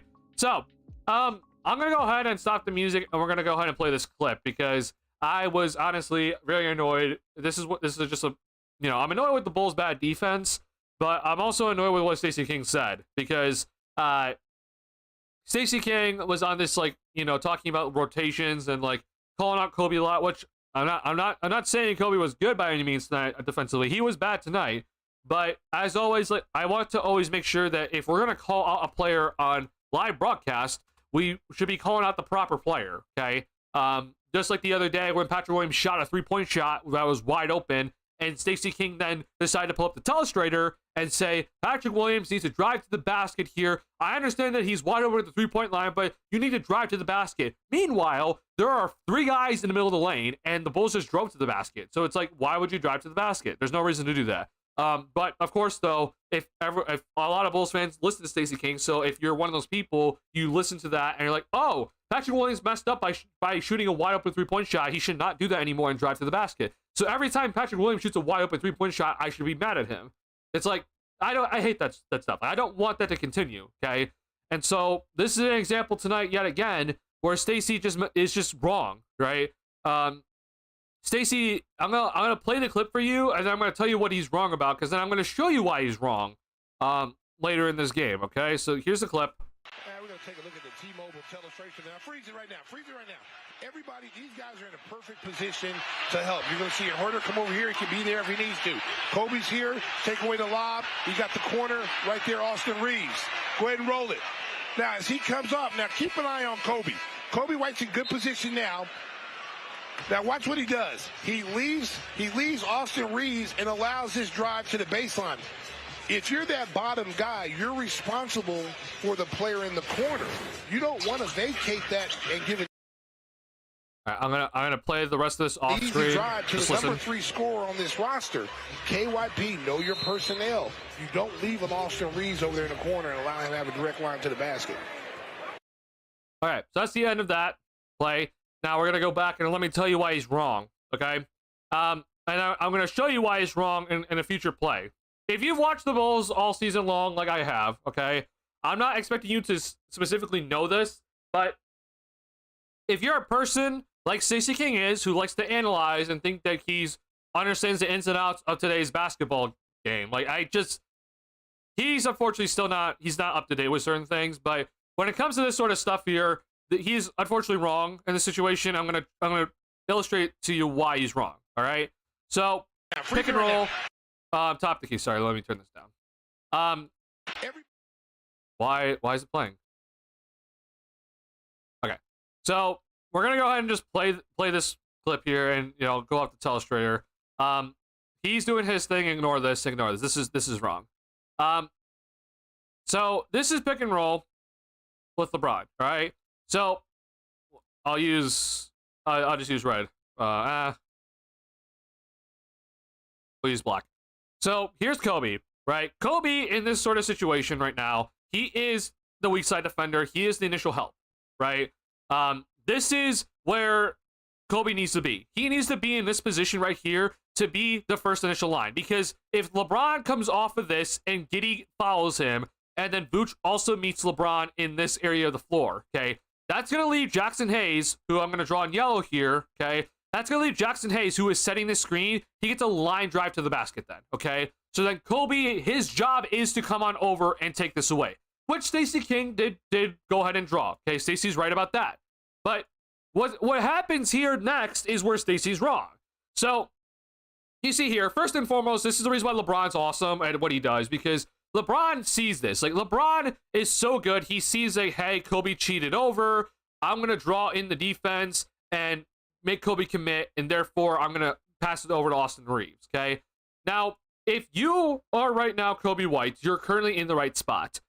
Who is currently in the incorrect spot or is about to be in the incorrect spot is Kevin Huerter in this situation, okay? If you watch Bulls rotations, okay, they've made a big emphasis recently, and honestly throughout the season, that the initial weak side defender, which is Kobe, right, he has to come over and help on this, okay? So his main sole focus right now is not on Austin Reeves. It's on making sure that we don't give up a lob in the middle of the paint here, all right? Right now for Kevin Huerter, his job is to go to whoever gets the ball. So right now Kobe's cheating, right? He's not worried about this man. But if you're Kevin Huerter, if LeBron passes it back out to here, Huerter, you run over to Luka. If LeBron passes it over to Austin Reeves, Huerter, you run to Austin Reeves, okay? Whichever one gets the ball, Huerter is supposed to take that guy. So in this sort of sense, LeBron's going to be throwing this pass over to Austin Reeves. Huerter needs to see the passes going that way. He needs to run over to Austin Reeves right now, okay? That's Huerter's job. Then it's on Kobe to take whoever Huerter doesn't take, right? So if Huerter took Luka, then Kobe goes back to Reeves. If Huerter takes Reeves, though, okay, let me go back to black here. If Huerter takes Reeves, then Kobe needs to run back out to Luka. That's what the Bulls were doing. Huerter's just late, okay? But you see here, right, Huerter is late. He's too late on this. He needs to get there. Kobe is doing the correct thing. Kobe's automatically sees that, oh, I see that the pass is going to Austin Reeves, which means that Huerter should be running to Austin Reeves right now. I need to then go pick up Huerter's man, which is Luka. So he is sprinting out this way. You can even see with Kobe, he's running out that way. And so he's running that way. Huerter's late, though. And then it's on Vooch to get here because Vooch is extremely late on the help here. Herder obviously messed up on this initial action, so this, I'm not going to let this go. Like, this is bad on Herder, but then it's also bad on Vooch. This help is very, very late. So, honestly, I have the entire play that Stacey King decided to draw up here and break down. He called out this guy, but in reality, he should have called out this guy and this guy. So, once again, I don't understand Stacey King's thought process sometimes. He clearly isn't watching some of these games and recognizing what the Bulls do. This has been a staple in the Bulls rotations for most of the season, okay? They've done this, where if you are seeing a pick and roll at the top of the key and you are seeing the pick and roll on the strong side, they have one guy in the corner, and then you have two guys in the weak side, then the weak side defender in the corner has to come over and cheat as the pre-rotator, and then the other guy who's more on the perimeter has to run out to whoever gets the ball. And so then the other guy has to run and get the player who their defender left, right? So this is just normal, right? What Kobe did here was correct. What Herder did was late, and Stacey King called out the wrong person. So of course, the fun of it all. Now let me show you a play here. If you're wondering, like, oh, is this true, Duncan? Like, did Kobe just mess up and you just want to call out Stacey King just for the hell of it? I'm gonna show you right here, like on some plays, like this is what the Bulls do. Like the Bulls have done this all season long, and I'm gonna show you in this exact game where this was the defense. Like this is not new for the Bulls defense. Okay, so sorry, I need to kind of get to a certain spot in the game here.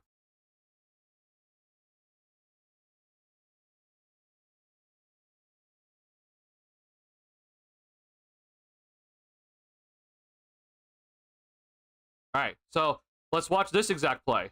Okay, it's a very same. It's the exact same play. Okay, instead of it being LeBron James though handling the basketball, it's the same play though. Okay, so top the key right here. It's gonna be Austin Reeves. So I'm gonna move this over here. Okay, so pick and roll, Jackson Hayes. Same thing, right? You have Luka over here. So I'm gonna go to yellow, right? We have Luka here. He's going to go to this corner. We have then two guys. You can't see LeBron, but he's in this corner over here. And it's pick and roll at the top of the key. Okay, so Reeves going to go this way. And Jackson Hayes then is a threat to go to the basket off of a potential lob attempt, all right? So this right here is the exact same play that we just witnessed, right?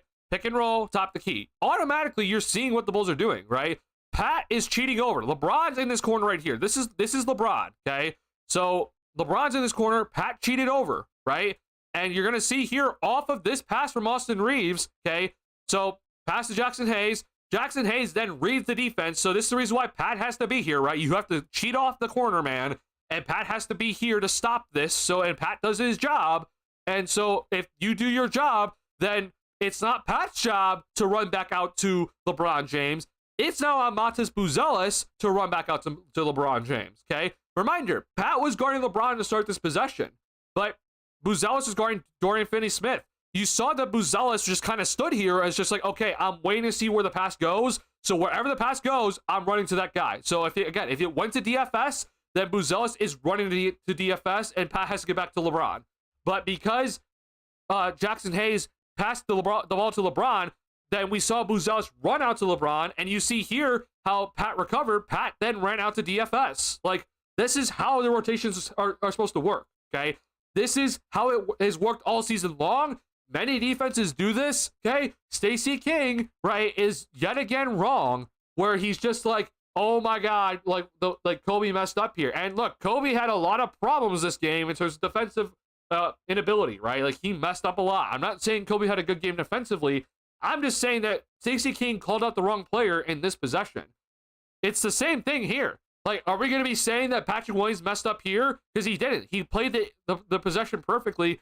And more importantly, Buzelis played the possession perfectly.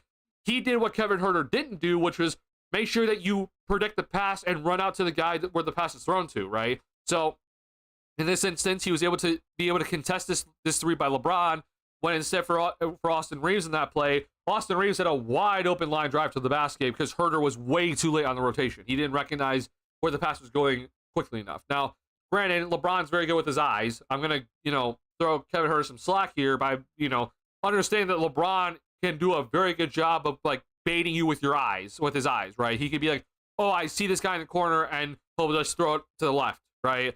Like, I understand, but at the end of the day, who was at fault? It was Kevin Herter in that pass possession, and I'm showing you why. Okay, this is the defense. This has been the defense all season long.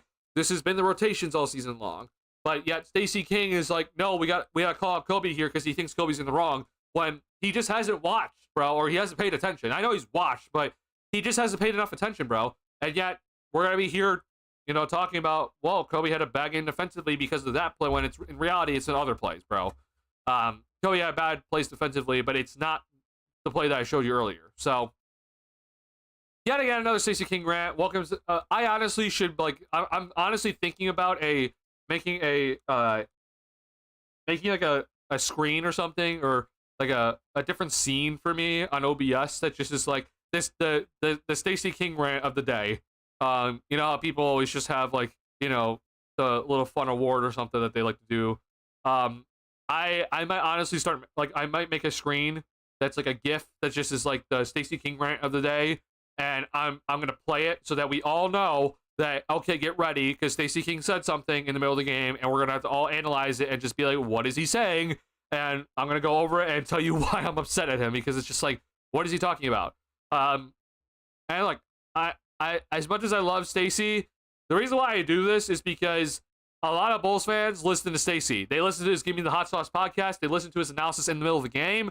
So if Stacey says something, then it's like, oh, he must be right. Like, Stacey must be right. Like, I should repeat what Stacey says, when in reality, it's not right. So I just want to point it out, because I'm just not gonna let that slide. If Stacey says something wrong and we're just like, yeah, like, we're just gonna let that go. Like, no, we're not. Not in this channel, at least. We're not just gonna let that go. Then we appreciate you for spending time with us after the game. You're a good one for giving us a place to voice our opinions. Hey, listen, y'all make the community. This is all you're doing. This is not my doing. This is all you, right? Like, this is not possible without you. So I just want to give my thanks as well. This is impossible to do without you guys, and I've had a ton of fun this year. So thank you guys so much for it. You guys have honestly made this year a joy. So please, I just want to hope all you guys can understand that how much I appreciate what you guys have done for me this year. It's been a lot of fun. Sorry, I just realized the damn streamer element's on, so that's important. There was a break where Matas ran to the corner for a 3 and made it, and Stacey said he was smart to get open for 3. I feel like if Matas missed it, we'd have gotten a rant about driving instead. Oh, for sure, bro. If Matas missed that 3-point shot, we'd have heard Stacey say, Matas got to get easier shots, bro. Like, he's got to get to the basket. He's got to try to get easier shots instead of always looking to pull up from 3-point range. And I'm just like, okay, like, bro, if the 3-point shot isn't there, if the 3-point shot is not the shot we should be taking on like a 3v1 fast break, yeah, honestly, then Stacey has every right to call him out. But if it's a, if it's a fast break, it's like 3v3 and there's not like an easy lane to get into, and there's shot blockers in the back, like, shooting a 3-point shot in a fast break situation is perfectly fine.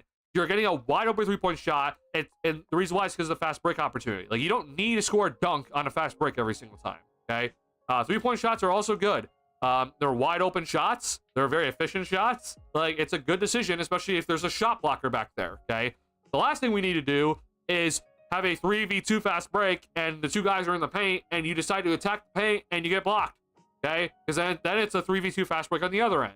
So, yeah, Stacey is just always going to be this way. I've accepted it. I'm just always going to be here to call it out when I'm just like, this is some BS from him.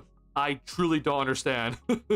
I truly don't understand some of the stuff that he says in the middle of the game. I'm always just going to be talking about it. Can't believe it. Game of the year? This honestly might be game of the year for the Bulls. All the Bulls guys posting socials about the game. Vibes are high in the locker room. Oh, I'm sure vibes are high, bro. The vibes must be insane right now in that locker room. Anga, what does Stacey say now? What's going on, Taro? Hi, Taro. Were you here, Taro? For the entire breakdown, or were you not here? I can break it down for you one more time.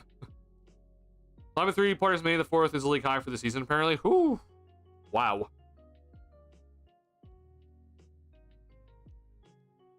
How many threes did the Kings make in that in the first quarter against us? Was that also 11?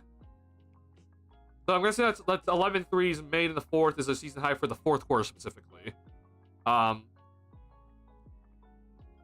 yeah, that's very impressive, bro. Keep shooting.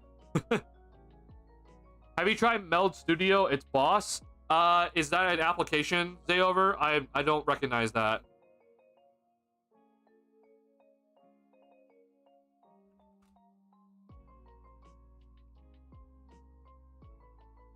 Oh wow, it's a streaming thing actually. Wow.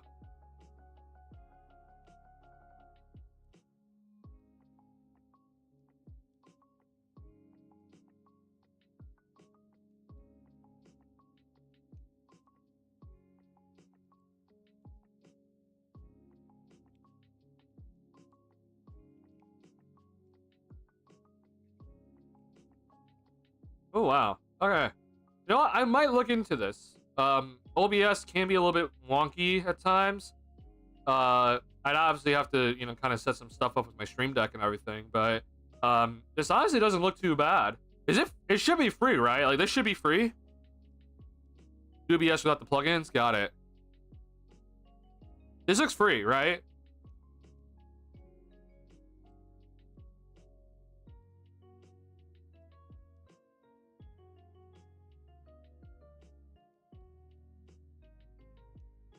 Free? Okay, yeah. Then it's honestly worth for me to check it out because I have also thought about multi-streaming, not for basketball stuff related, but specifically for gaming stuff, which I know I still haven't gotten to it, but I've made the channels. So multi-streaming on this might be a lot easier than doing it via OBS and doing multi-stream and stuff. So, yeah, I would definitely look into this because, like, I honestly I don't mind the UI from what I'm looking at. I'm just used to OBS's UI, which by the way I have not updated OBS in like forever because the more recent OBS updates have bugs. But the UI for this looks kind of good, where it actually kind of looks clean and like the audio levels look pretty good. So I'm just like, hey, this is something I might actually look into. So. Yeah, maybe I'll do like some test streams on like my video game channels and stuff like that, with this sort of stuff because this looks honestly pretty solid.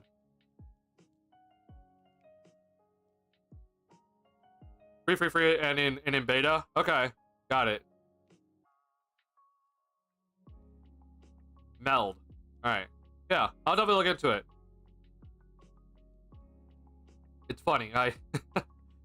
I typed in Meld Studio, but then Google Photos brings up a hair salon in Naperville, Illinois. I'm just like, oh, interesting. I'm not in Naperville, by the way. I just like, that's just funny because it's like, it does, I'm in the Illinois area. It's like, ooh, Meld Hair Salon, Naperville, Illinois. I'm like, oh.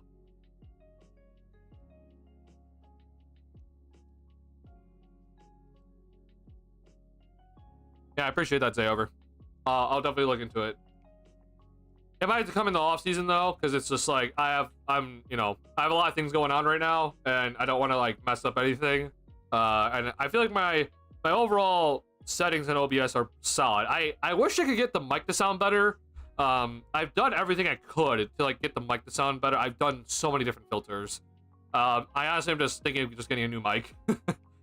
This mic is just a simple, cheap, snowball mic that a lot of people end up getting.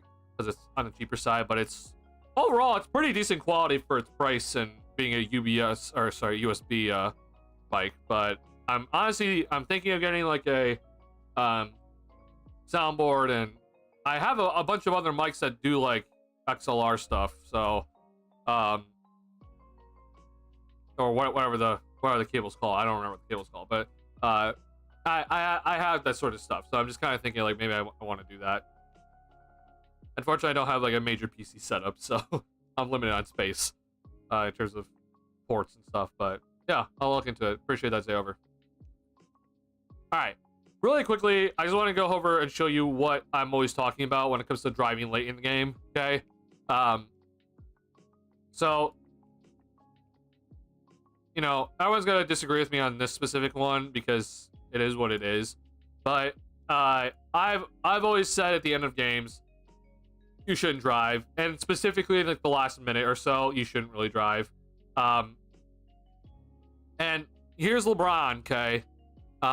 Here's LeBron, pick and roll set, top the key. Hey, look at how we've seen this set before, right?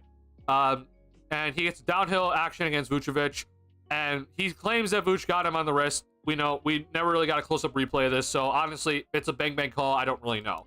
Vuce may have blocked it. He got credited for the block, at least in my opinion. I think that was a, it could have been a foul. From my vantage point, though, it looks like a good block. But either way, like, if LeBron did get fouled in this spot, okay, like, you're just not gonna get this call. Like, I've been adamant about this. Like, I understand there's 2 minutes left to go, so it's not necessarily like under a minute, but this to me is just a prime example why I'm just like, why would you drive? You're LeBron James, hell. Like, it's not like, you know, you're a person doesn't get the call or anything like that. Like, this is LeBron James we're talking about here. So he didn't get the call here. He thought he got fouled, and honestly, with his reaction, he probably did get fouled. But either way, I'm just like, well, you drove. Like, this is your fault, brother. Like, I'm sorry, but this is your bad. So yeah, I don't really understand. I really don't understand the thought process there for LeBron, but that's always just my humble opinion. All right, so then we're gonna go to this play here, okay? And this is another example why I'm like, I don't drive at the end of game. So this was the out of bounds play, and Kobe drove to the basket and he missed the floater. So first and foremost, let's just look at Billy Donovan's play. So it's per typical from Billy. You have guys kind of in an area of the floor, right? And Giddey's all the way back here. So you're spreading the floor just a little bit better by using Giddey way back there. And you see then the guys in the middle of the floor, they spread, right? So this is always typical from Billy. He does this a lot to spread the floor. So then you're pulling defenders to the corners. So then the inbounder and ideally your ball handler and then a screener has a lot more room to operate, right? So immediate spread of the floor by these guys. Vooch comes up, gets the basketball. This is typical. You're going to look for a handoff action, right? From this sort of play, but this is not the initial action they're going for, right? So then Herder comes down, so it's a down screen for Kobe to come up and just get the handoff. And I'm fine with this too. Like, this is fine, okay? Oh, sorry. Actually, they gave it to Herder instead. Then they run the pick and roll with Herder. This gets nowhere. So then you give it to Kobe. So this is kind of like your bailout at this point. And I'm just like, all right, well, you got a switch. This is DFS on you, who's a good defender, but you should probably have the speed advantage, maybe. Either way, though, I'm thinking you could get like a step back on him and try to hit the shot. You drive right past him, so good job. Like, you got past him and you use your speed to your advantage. But the problem is that, hey, there's the LeBron James is right here. And so Kobe is scared to contest them, okay? And so he passes off to Giddey, and then Giddey completely airballs the floater. Again, if Kobe, let's say, for example, which is, I think everyone would have wanted to see this instead, let's say Kobe went after LeBron and, like, just went into his chest and tried to lay it up and in. First and foremost, would he get blocked? Maybe. Pretty decent chance of that. But let's say he would instead have gotten fouled. I don't think you get the call, right? And you're probably thinking to yourself, well, you want Kobe to really just attack this basket and like put LeBron and the officials in a weird spot. I just don't think you get the call, though. If, like, LeBron actually comes down and slaps him on the arm, like, I don't think you get the foul call on this. I then don't like that you passed it off to Giddey, and then Giddey decided to shoot a floater. Like, the pass off is fine, but if you're Josh Giddey, bro, like, I don't know why you went to the floater. Like, it makes no sense to me. At that point, it's like you're charging towards the basket. LeBron already was in the air. You need to just go up and try to dunk it. But you didn't do that. You decided to float it, and it failed drastically. At this point, I'm just like, oh, it's over for the Bulls. Like, what are you doing here? So then you foul, right? We're going to skip ahead here. Reeves hits 2 free throws, so I'm going to bring this off screen. Can't copyright stuff here. Sorry. Black screen NBA. Don't copyright my channel. Okay. So here's free throw number 2. We're going to minimize this just a little bit. Again. Oh, sorry. Press number 9. Okay. We're going to minimize. We're going to just do this.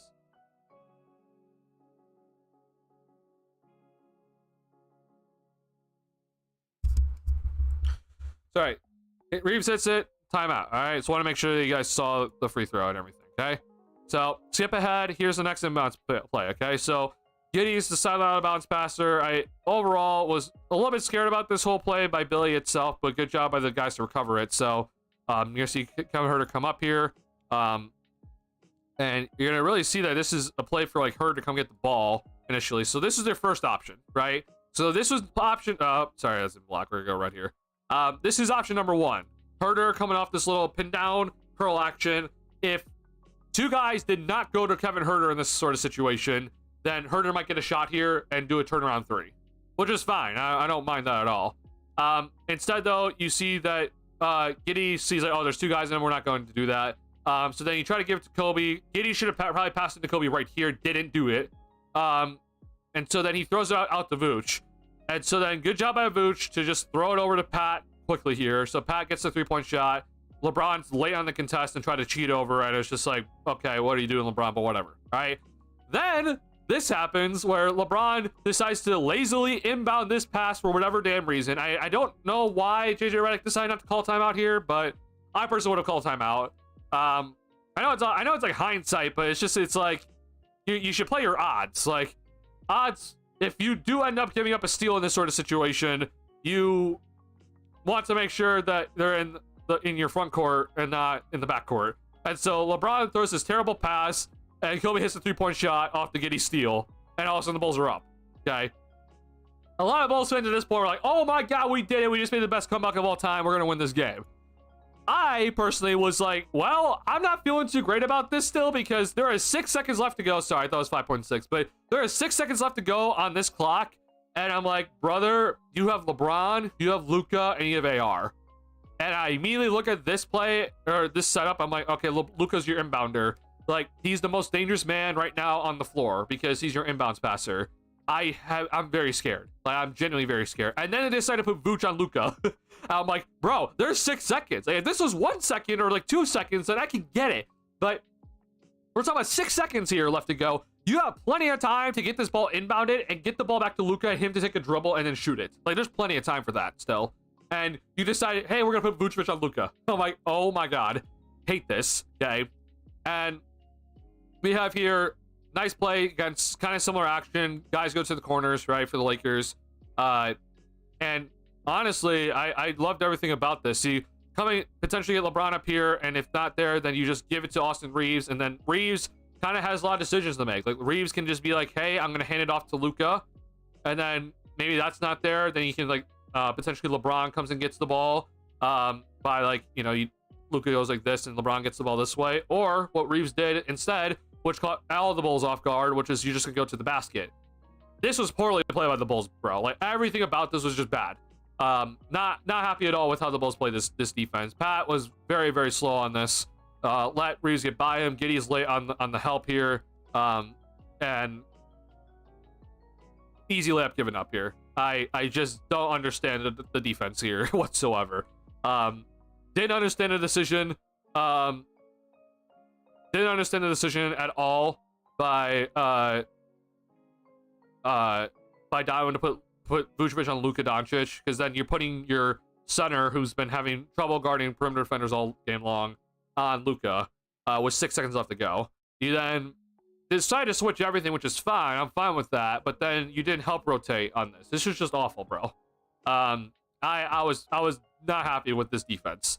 And so then it's like, okay, no timeouts, bro. Like, the Bulls just messed this one up again. No timeouts. Giddy inbounds it. And it's just game winner from legitimately the half-court line. There's your game. Like, wild, bro. So once again, I'm showing you, like, hey, good win, but holy hell, there were a lot of bad moments tonight. You were down by 18 at one point in the fourth quarter. It looked pretty bad for a little bit. But, you know, bad play is made up by with good shot making, and that's what the Bulls did tonight by making 11 threes, including this one in the fourth quarter. So, props to them, Brad. They did a hell of a job of staying in this one and then winning it. I cannot believe they won it personally, but you know what? They're on a roll, and I can't say anything about it. So, like, I'm officially done trying to say, like, okay, you know, Like, I don't know how long it's gonna last. I'm just gonna keep that to my own thoughts, and we'll see how the rest of the season plays out. But overall, once again, I think this Bulls team's fun to watch. So if you want entertaining basketball, go watch it. The NBA is still very much alive. If you think NBA is dead, it's not dead. It's a fun sport still. You can import your OBS settings and it works with Stream Decks. Oh, perfect, Zayover. That's honestly perfect. That's genuinely perfect, Zayover. That's good news. Thank you for that. Good, absolutely good block. You talk about Kobe going against LeBron. Yeah, probably would have gotten blocked. And if not blocked, he would have gotten fouled and doesn't get the foul call. Like, you know, there have definitely been moments where the Bulls get the foul call, right, at the end of the games. Like, we've seen some of those moments where the Bulls drive hard at the end of the games to get the foul call. But at least in my opinion, you're then really leaving the game up in the air. Like, you might get like the 20% foul call, or like, honestly, at least in my head, it's like a 5% foul call at the end of games. But at the end of the day, I would much rather you just shoot a shot and hope that shot goes in than you to try to rely on the officials to try to bail you out and decide the game winner. Like, it's just that's just the way I personally would do it. So I don't know, just the way I would do things. Yeah, Hunting come up with some defensive adjustments. They still have at least 4 more against the Lakers in June. Oh yeah, definitely. Yeah, I'll definitely be seeing you guys doing post game stuff in June with y'all. Yeah, bro, if that actually does happen, like I said, I'm closing down the channel if that happens. All right, y'all. So with that being said, with this crazy win, with this insane overall win by the Bulls, I cannot believe what I witnessed tonight. Definitely should have been an L. Like, straight up should have been an L tonight. But they pulled it out. They pulled out the miracle. Bulls play the Dallas Mavericks on Saturday, and I won't lie. I don't know. I think with AD back, they have enough players now. But the Mavericks are beat up, bro. Like, the Mavericks are on a horrible time right now. They of course, then they go and beat the Magic tonight. But Mavericks have had it rough. If you're wondering who played in this game for the Dallas Mavericks, so AD is back, but he shot horribly. But Kai Jones is starting at center. Najee Marshall, who's been a nice pickup for them. I think he's been a really nice pickup, but he should not be playing 41 minutes a game. Max Christie, Spencer Dinwiddie, Dwight Powell, Brandon Williams, and Jaden Hardy's back at least. But no Derek Lively, no PJ Washington. Other guys that are out: Kessler Edwards, Daniel Gafford, obviously Irving and Exum have injuries right now. And then Oliver Maxence Prosper is also out. So they just have a bunch of guys beat up. We're not seeing Irving or Exum or Gafford, definitely. Probably not going to see Lively or Washington either. So we'll see who's available. Bulls should win this one, right? And so, of course, with me saying that, they're going to go and find a way to lose this one. They really shouldn't, though, with the way that they're playing. The basketball guys have blessed them. So they should honestly just continue to play well and go and win this game. This is not a good Mavericks team by any means, even with AD on the floor. So go and take care of business, I guess. If you're one of those people, it's like, yeah, we need to go and take care of business and get ourselves the 7th seed in the playing tournament, or the 8th seed. But there's people that genuinely think that we can catch the Hawks, and I'm like, well, it's possible, but I would not bet my money on it, of us catching the Hawks here. But you never know at this point right now.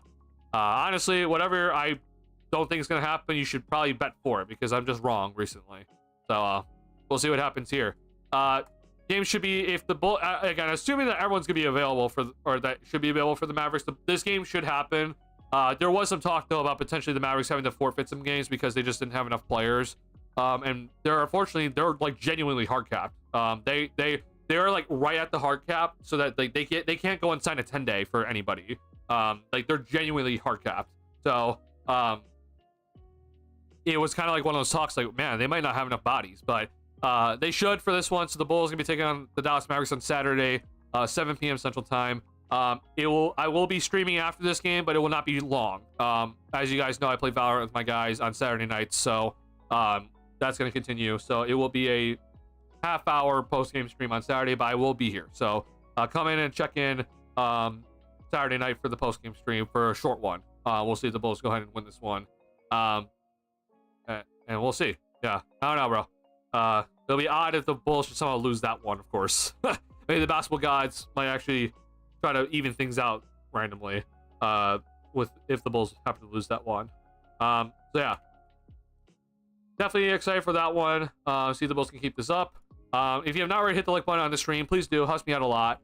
Thank you guys so much for a lot of fun this year. It's been a lot of fun throughout this entire season, and this game is just incredible to talk about and watch. So I hope you guys are enjoying this Bulls basketball. If you're new to the channel and like Bulls content, please go ahead and hit the subscribe button. Leave a comments in the comment section down below after the stream is over if you are not in the chat currently. Some other news for myself. This is gonna be stuff that I'm probably be doing heading into like playoff time / more off-season stuff. But obviously, when there's no Bulls games anymore, what are we gonna be doing? I'm not just gonna stop streaming. So here's currently, this is my Twitch gaming channel. I'm not going live on it, but they're shouting it out. Let's see here. Sorry, typing in. Oh, that's not it.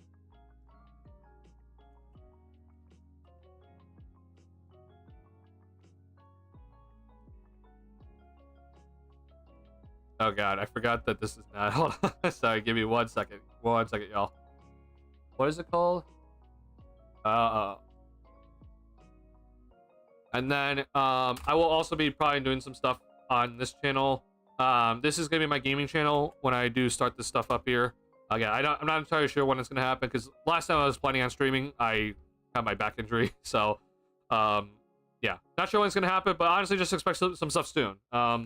Preview. Again, I keep previewing this, but fun ideas here for this little game here. So be on the lookout for that sort of stuff. I'll let you guys know in the community section on this channel if I do go live on those channels. But thank you guys so much again for coming to tonight's stream. We had over 170 different concurrent viewers, so thank you guys so much for all the times you came in, came out, all the different viewers that checked in on the stream. That's honestly awesome just to see. You know, late March game and we're getting these views still. So thank you guys so much for it. It means a lot. Bulls content always on the way. We will be doing a lot of stuff in the off-season draft. There's plans for streams during the draft. So be on the lookout for that. All right. Thank you guys so much. Get some good night's rest. Fun game tonight. I'll see you guys on Saturday. Thank you guys so much. Please like the stream if you haven't already.